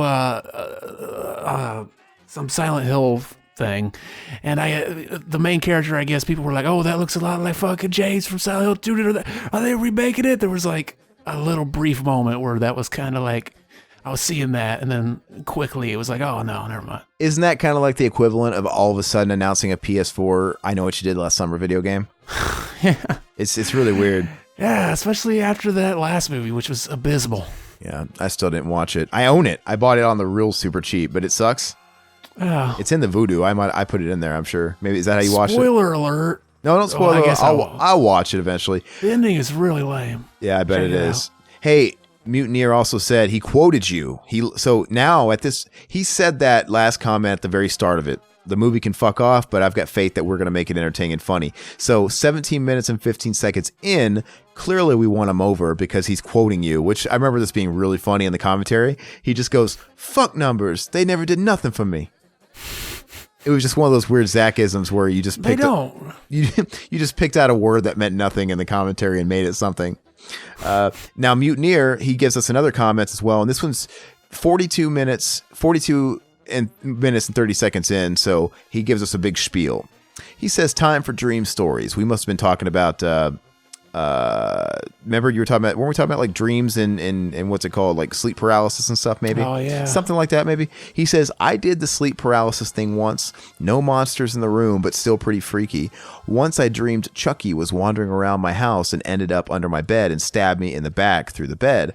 I woke up with a horrible pain and arching up from my bed like Linda Blair in the spider walk scene. Speaking of Linda, also had a dream of Reagan was chasing me around in some dark place, but I kept getting split second flashes of my real house brightly lit. Found out when I woke up that I'd really been running all over my house sleep running while my family was freaking out and trying to stop me. That's pretty fucking cool. I thought he was going to go to like a Linda Blair in the 80s story. Like, speaking of Linda, I cummed when I watched Savage Streets. Yeah, that's funny. Yeah, she had an amazing rack. My favorite, though, he says, was when I first saw Day of the Dead, lay down in the middle of the day, and I fell asleep. I woke up and wandered into the living room and heard someone at the front door messing around. Opened the door, and it was my great-grandmother, except she was a rotting zombie lurching towards me. That's awesome. Woke up again in the exact same place with serious deja vu. Nervously wandered back into the living room, waiting for noises at the front door. Yeah, it's pretty messed up, man. Not to go on a tangent about all that stuff because we talked about it before, but I've had those crazy fever dreams, man. It's insane. I've had dreams that, what I thought were dreams that might have been like sleep paralysis. Yeah. Like I remember one where I was laying on the bed on my stomach and I, for some reason I thought like somebody just sat on the bed next to me and I went to like look and I couldn't. So that's what makes me think like, oh, it might have been sleep paralysis. I might have been half asleep, half awake. And then I remember one where like I was hearing noises under my bed and I saw like a bloody hand come up over the bed. I couldn't move. That's crazy. That sounds like it. Yeah. Whenever there's like a lack of motion, man, I think that's usually a... So that could have been it, but I always figured like I was just dreaming completely. But I guess technically, yeah, you can be somewhat awake, but still be dreaming. So you're seeing what's around you, but it's still like being influenced by the dream. Yeah, that's the way I've always thought of it. And Mutineer, you may have mentioned the Chucky thing because I might have said this in the commentary, but maybe I'll say it again, but I can't remember. But I had a Chucky dream very similar, where he was running around the place and then he was under my bed, except he didn't stab me through the mattress in my back. He stabbed me in my, sometimes dad is better, behind my foot under the bed, just like Gage. Yeah. So Achilles tendon. The Achilles tendon. That's right. That's what I was looking for. And it was, dude, that was when I was a kid. That was when I was probably 4 and 5 years old, back in the era where I had my buddy dolls and stuff. I was 4. And dude, that was so scary as a kid. So Freddy and Chucky and Pennywise, they were legit scary to little kids as like entry level horror. Mm-hmm. They did the trick for sure. But hey, thanks, man. We appreciate all the love you're giving us and all the posting. On Tombstone Commentary, our boy David Capper, he says, as always, great episode. Suggestions for Stashploitation 2.0. He says, number 1, Zardoz, a crazy 70s sci-fi starring Sean Connery in a Borat-style bikini diaper and his crazy post-Bond handlebar stash. I never seen it. Sounds pretty fun. He says, Super Mario Brothers starring Bob Hoskins and his Nintendo-approved... See, people keep forgetting we did that. I must have forgot to put it on the fucking... Yeah. Like I said. Yeah, that's a good point. We'll comment on that. He says Super Mario Brothers starring Bob Hoskins and his Nintendo-approved push broom mustache. But maybe you guys have done that flick already. Yeah, so I'm going to stop. There's more to this message, but I'll say this. I'm actually impressed because that just tells us that even guys like Capper, who tend to listen every week, they jump on at a certain point, right? And then at that point, there's still like a backlog of stuff before they heard about us.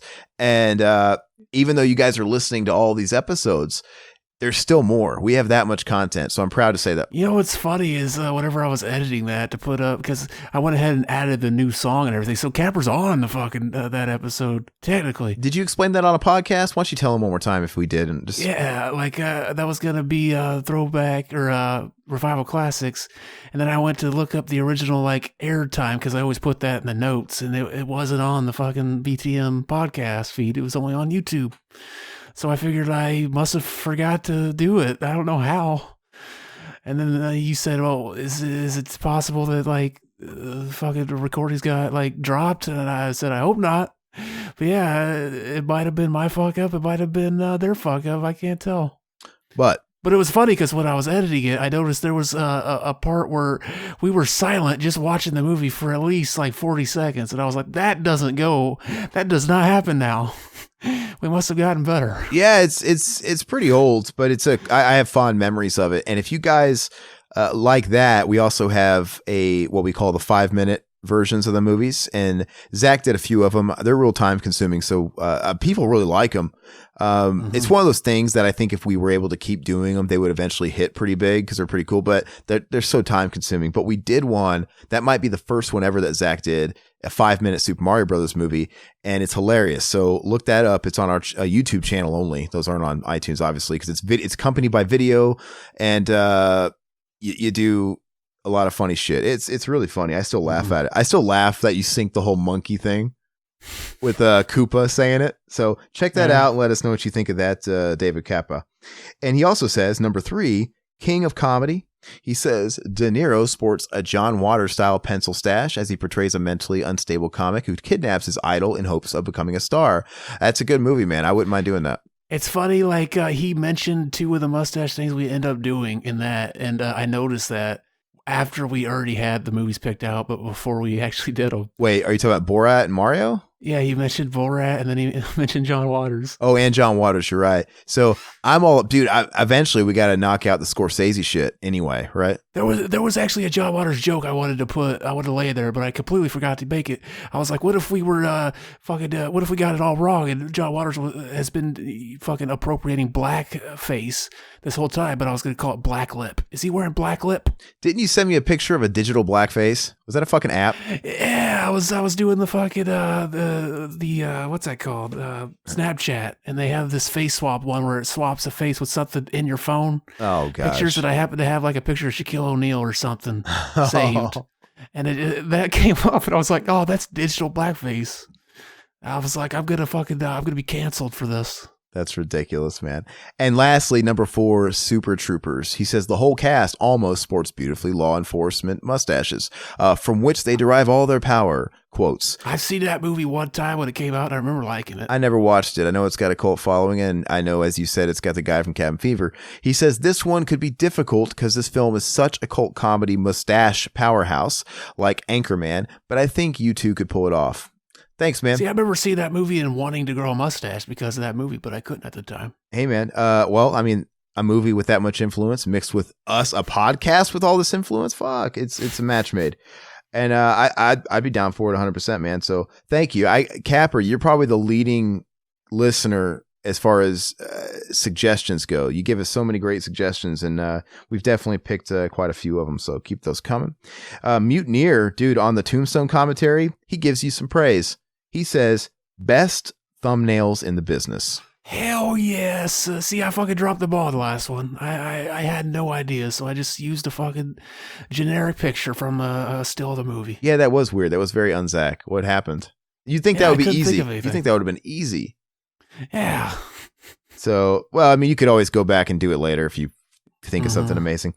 So thanks, man. Yeah, and I think Zach, I can tell he takes a lot of pride in these thumbnails. So, and I don't even get the Tombstone thumbnail personally. What is it? Why'd you superimpose it on these doctors? Because I kept saying like, oh, I don't believe he's a real doctor. Gotcha. Okay. Doc Holliday. Okay. Yeah, because a lot of them reference the actual content. So, they're not always obvious. So somebody passing by that's never heard of us is like, why is fucking Val Kilmer? See, that's the only bad thing. There's been a couple of times where Aaron has just taken off my thumbnail because he's like, I don't think for the first week, let's just let that fucking artwork be there. Because fans of the movie will probably click on it more if they just see, oh, it's a podcast and they're talking about it, rather than, I don't know what the fuck this is supposed to be. No, well, most of them work, but sometimes, like for example, the Halloween Curse of Michael Myers, where you have Fred Durst and Michael Myers. That's a great one, but they're so small in the picture, and you see Fred Durst, you can't really tell what it is if you're passing.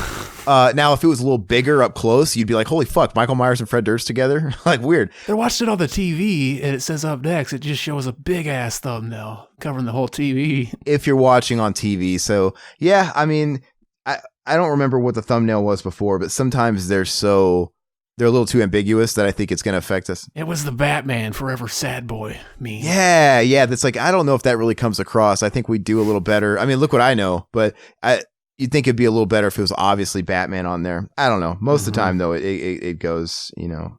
Oh, gosh.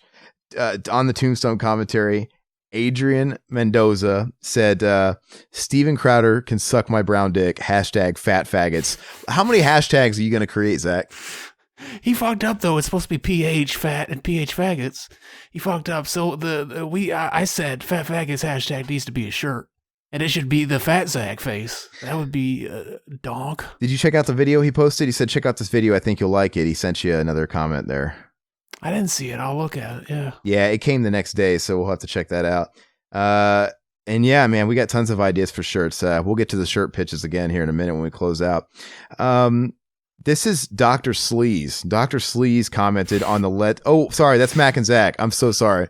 I'm not going to read that, but You could go ahead since you were on it. Okay, I was on it, and dude, I listened to that, and I was dying laughing. And I listened to it when you first released it on the old channel, but I was dying laughing because you took a bad situation and made it fucking hilarious. Yeah, back like not that long ago, Aaron's mic was doing this thing where it would cut out. So I had the backup just in case it cut out, so I could salvage like what he said during those blackouts. But for this one, the backup failed to record, so I had to fucking just come up with it basically on the spot. I was like, okay, I did like a text-to-speech thing, and I was like, okay, I'll just try to remember from memory what he said, and then I'll take advantage of this and make it a fucking bit. And just, yeah, you just listen to the episode to hear what I did. It's pretty funny. He basically replaced all my missing audio, which is way too much, with Stephen Hawking voice.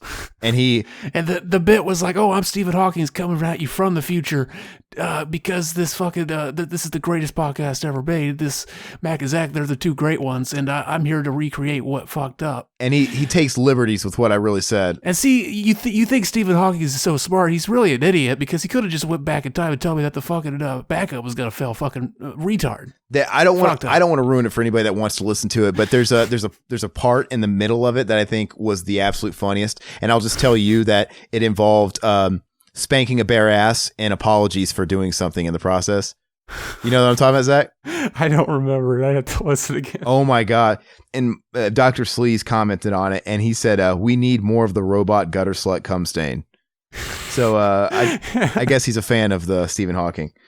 Yeah. But yeah, it was ridiculous because I don't know. It's ridiculous because it's like I remember it whenever my part would come in and it was Stephen Hawking instead. I'm like, I kind of said that, but that's not what I said. And you would take liberties and do something that was very self-serving. And yeah, I'd say like, Zach, you're the greatest guy ever. I love you. I wish I was as funny as you. It was bullshit. It was hilarious though. That was kind of a salvaging of an idea I had for the Mac and Zach video promo. It was going to be like a conference with Stephen Hawking. I was going to replace the audio and have him say like Mac and Zach, because you don't got to worry about lip syncing with him. So it's like Mac and Zach is the greatest podcast ever, and then like have the people clapping and shit, and then have them say absurd things like it thanks me to dust though. You could still do it, man. Maybe you could do some shit like that on the bookends of this episode. No, wouldn't it be funny if we got someone like Michael Bauer on Deep End, and what if he fucked up? Or we lie to him? Maybe he didn't fuck up. Like, hey, dude, we lost your audio, so we had to, it is happening like in one or two places, so we had to replace it. And then when the whole episode's out, it's the whole fucking thing, Stephen Hawking, and it's making fun of the flat Earth shit, dude. That'd be so funny. He would think we're a part of the Illuminati. We could jump on that. We could be like, we are part of the Illuminati. And we'd freak him out, and he'd put on his tinfoil hat and have a tinfoil sword and lock himself in his basement ready for war. Exactly. No, it'd be funny because it would start off with the introduction, like, I'm Michael Bauer. He'd do his whole thing and establish he's on the show, but then it goes straight to Stephen Hawking. It turns out like the whole episode, we lost his audio. And then it ends with, And that's what I think about that. It ends. Like, we got him at the end. Or we just put a sound bite from like a show. I thought this was key, or whatever he says. I think it was key. Yeah. I still like when you do is make it go, So let's go ahead and end on Pink Flamingos, which is our last commentary. We got a slew of comments I want to read on that. Mutineer, our boy, he says, I agree with Aaron about the 4K. Can't stand the 4K of Texas Chainsaw Massacre either. Some older films just don't seem to benefit from it, and it ends up looking worse. He also says, Pink Flamingos is fun. It's a freak show, but not in a cynically exploitive way. You can tell Waters has a genuine affection for his collection of oddballs. It's like I said, potato. I don't know. He says at 1:06, the 1 hour and 6 minute 15 second mark, he says, you gotta love when she flips the table. Come on. And Mutineer also says, I hate when mom and dad fight, but I'm going to be stupid and say you both have points. I didn't notice Zach being any more outrageous than usual. Aaron seems to be a little bit more sensitive to it, but he says, oh, wait, when there is a guest in my... Yeah, Aaron seems to be a little bit more sensitive to it when there's a guest in my meaningless opinion. I think it's the other way around. I think having the guest amps up Zach. And then it just kind of... It's a circle that feeds itself. Then, of course, it affects me more and, whatever. It's a vicious cycle. But he says, however... Zach, you probably shouldn't have picked Pink Flamingos so soon after Aaron said no porn type stuff. As it is... See, in my fairness, I completely forgot about the blowjob scene. He said, as it is a bit porny in some places, and the choice may have come off as intentionally antagonistic. You didn't forget about it because you told me. You said, I didn't want to tell you about it because I'm afraid you would leave. Well, yeah, I told you before because I just remembered, like, oh yeah, there's a Brown Bunny-esque seed with a real blowjob in it. I was vague as to what happened and what characters it happened to. I could see. But the thing is you do pick movies like that to be slightly antagonistic because you want to get a rise. There's a reason. You want to get a rise. The main scene I wanted to hear you comment on was the butthole scene. The butthole dance. There was nothing funny about that. Nothing funny about that. It was ridiculous. Dude, my jaw hurt because I was chuckling so much at that. It was absolutely ridiculous. But thank you, Mutineer. All your points are valid and they're wonderful. And we thank you again for going through the archives and also keeping up with the newest episodes. Lastly, we're going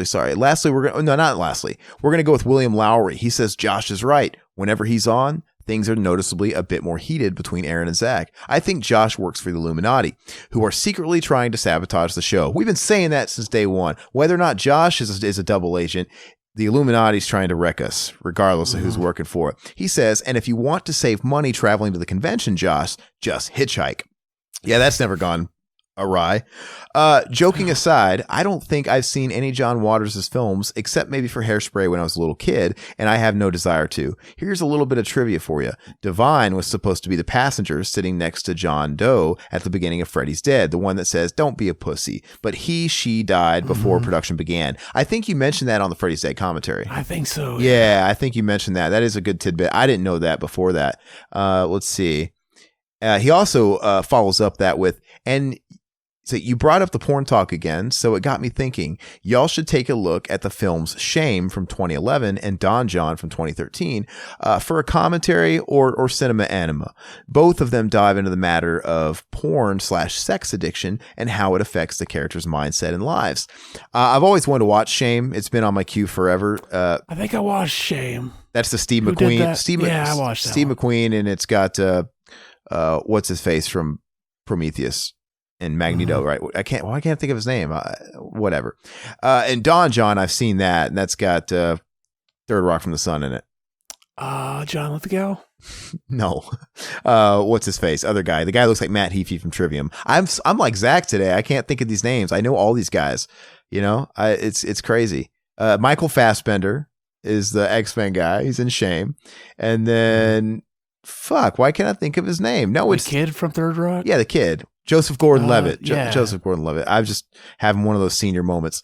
And then Josh James he takes advantage and says, what a bunch of chicken fuckers. If you listen to the episode, I think that came up a time or two. And obviously there's some chicken fucking in the movie.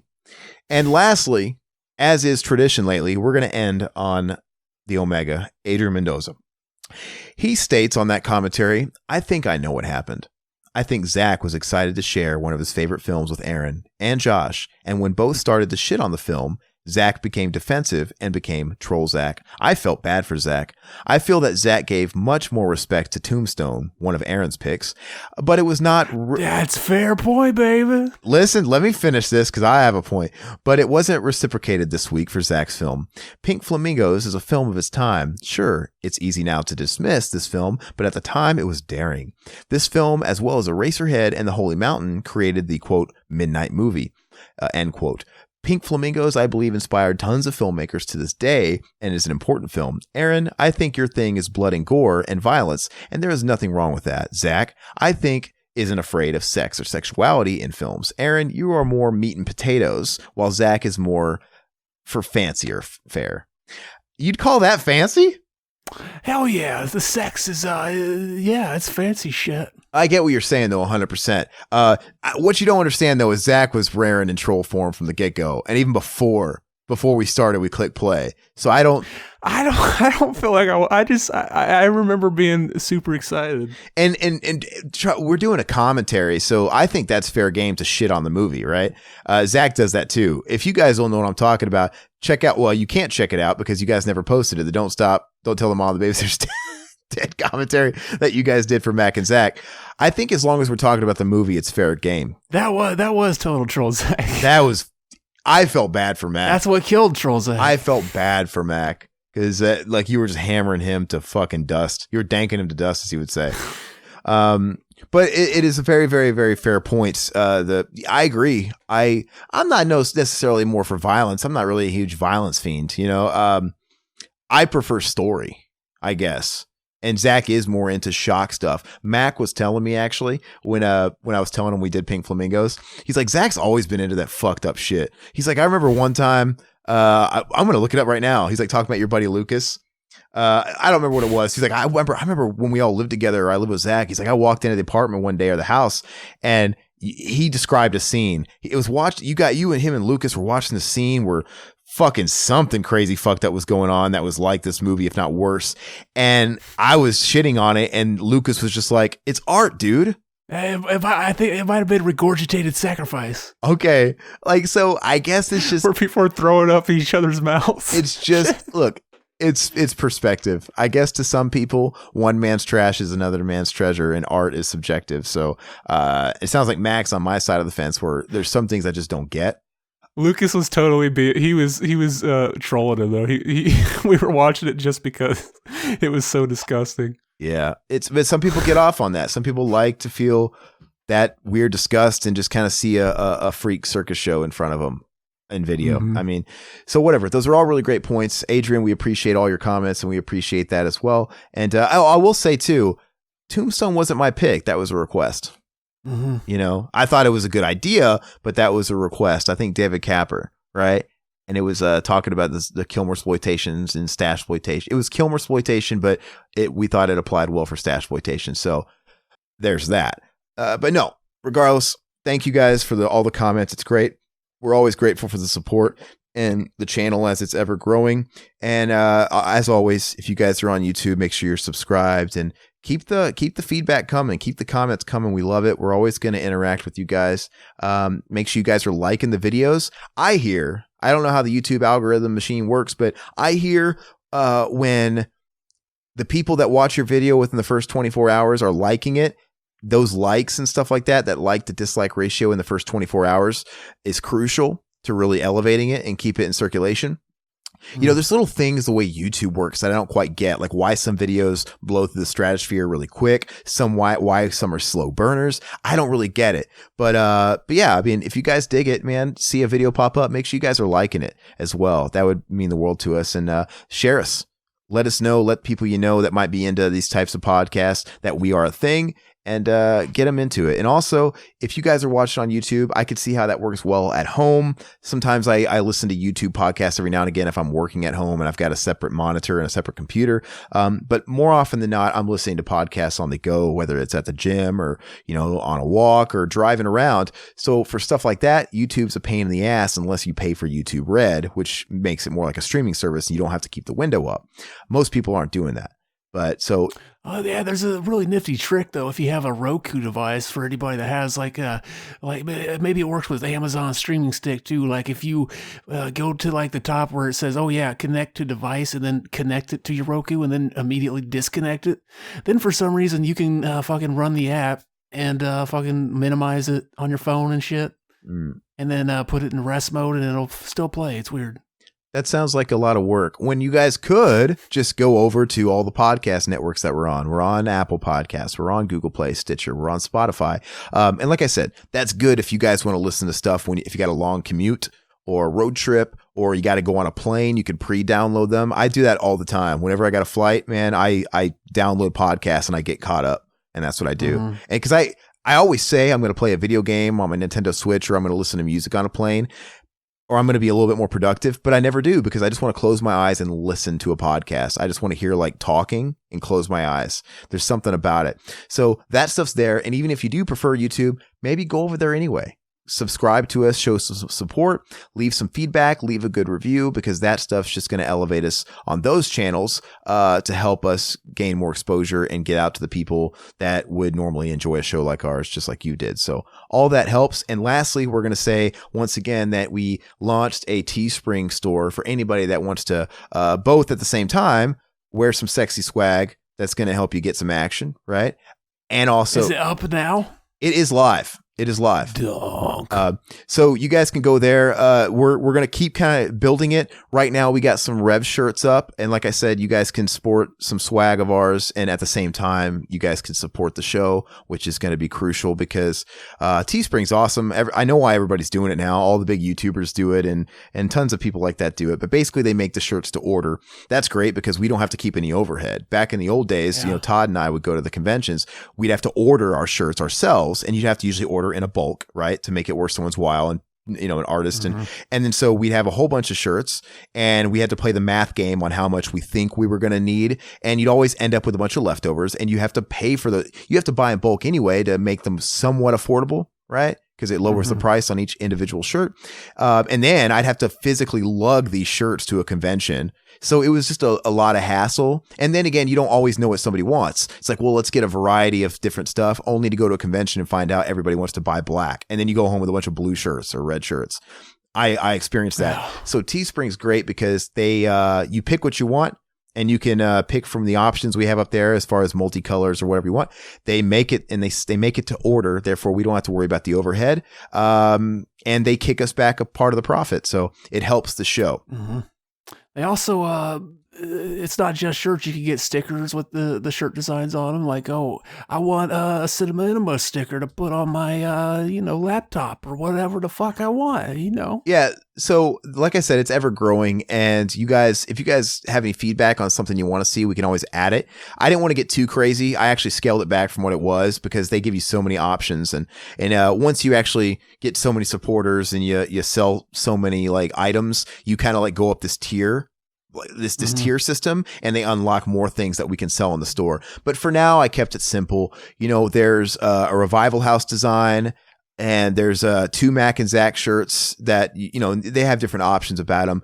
There's going to be a BTM one up shortly. If is the Fuck the Dub Shit album cover one on there? I think as of this recording, it will be as soon as this is live. Yeah. And then as of this recording, there should be a BTM podcast shirt. And, there's also some Cinema Anima shirts. There's 2 options. So, and some hoodies, right? And like Zach said, we got a few things out there. Like you can get stickers, you can get all that shit.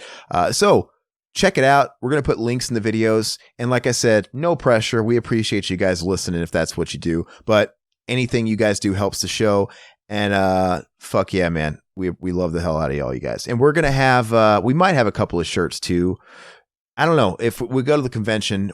I'm not sure if we'll have a couple of shirts there or not, if somebody's meeting up, but regardless, we'll have access to show you that shit at the table and stuff, and come say hi if you guys are going to be in the Kansas City area. The weekend of July 12th to the 14th, it's going to be Riverman, myself, and Zach. Maybe Josh James, that's TBD at this point, but we're going to have a great time. That's all I got. Zach, do you got any final words? Fucking be excellent to each other. No better words have ever been spoken. Bye-bye, puppets. End of the week at the Revival House. Next month's theme, you gotta figure it out. Italian zombies or Pauly Shore, a slasher with a knife and the girl next door, and 1 second in, get it all queued up and ready, hit play in 3, 2, 1. Bye bye puppets, Zach Pete and a solo cut band. Couldn't miss crew, Cameron's love and Josh and Scott Failed and Riverman's babe. Bye bye puppets.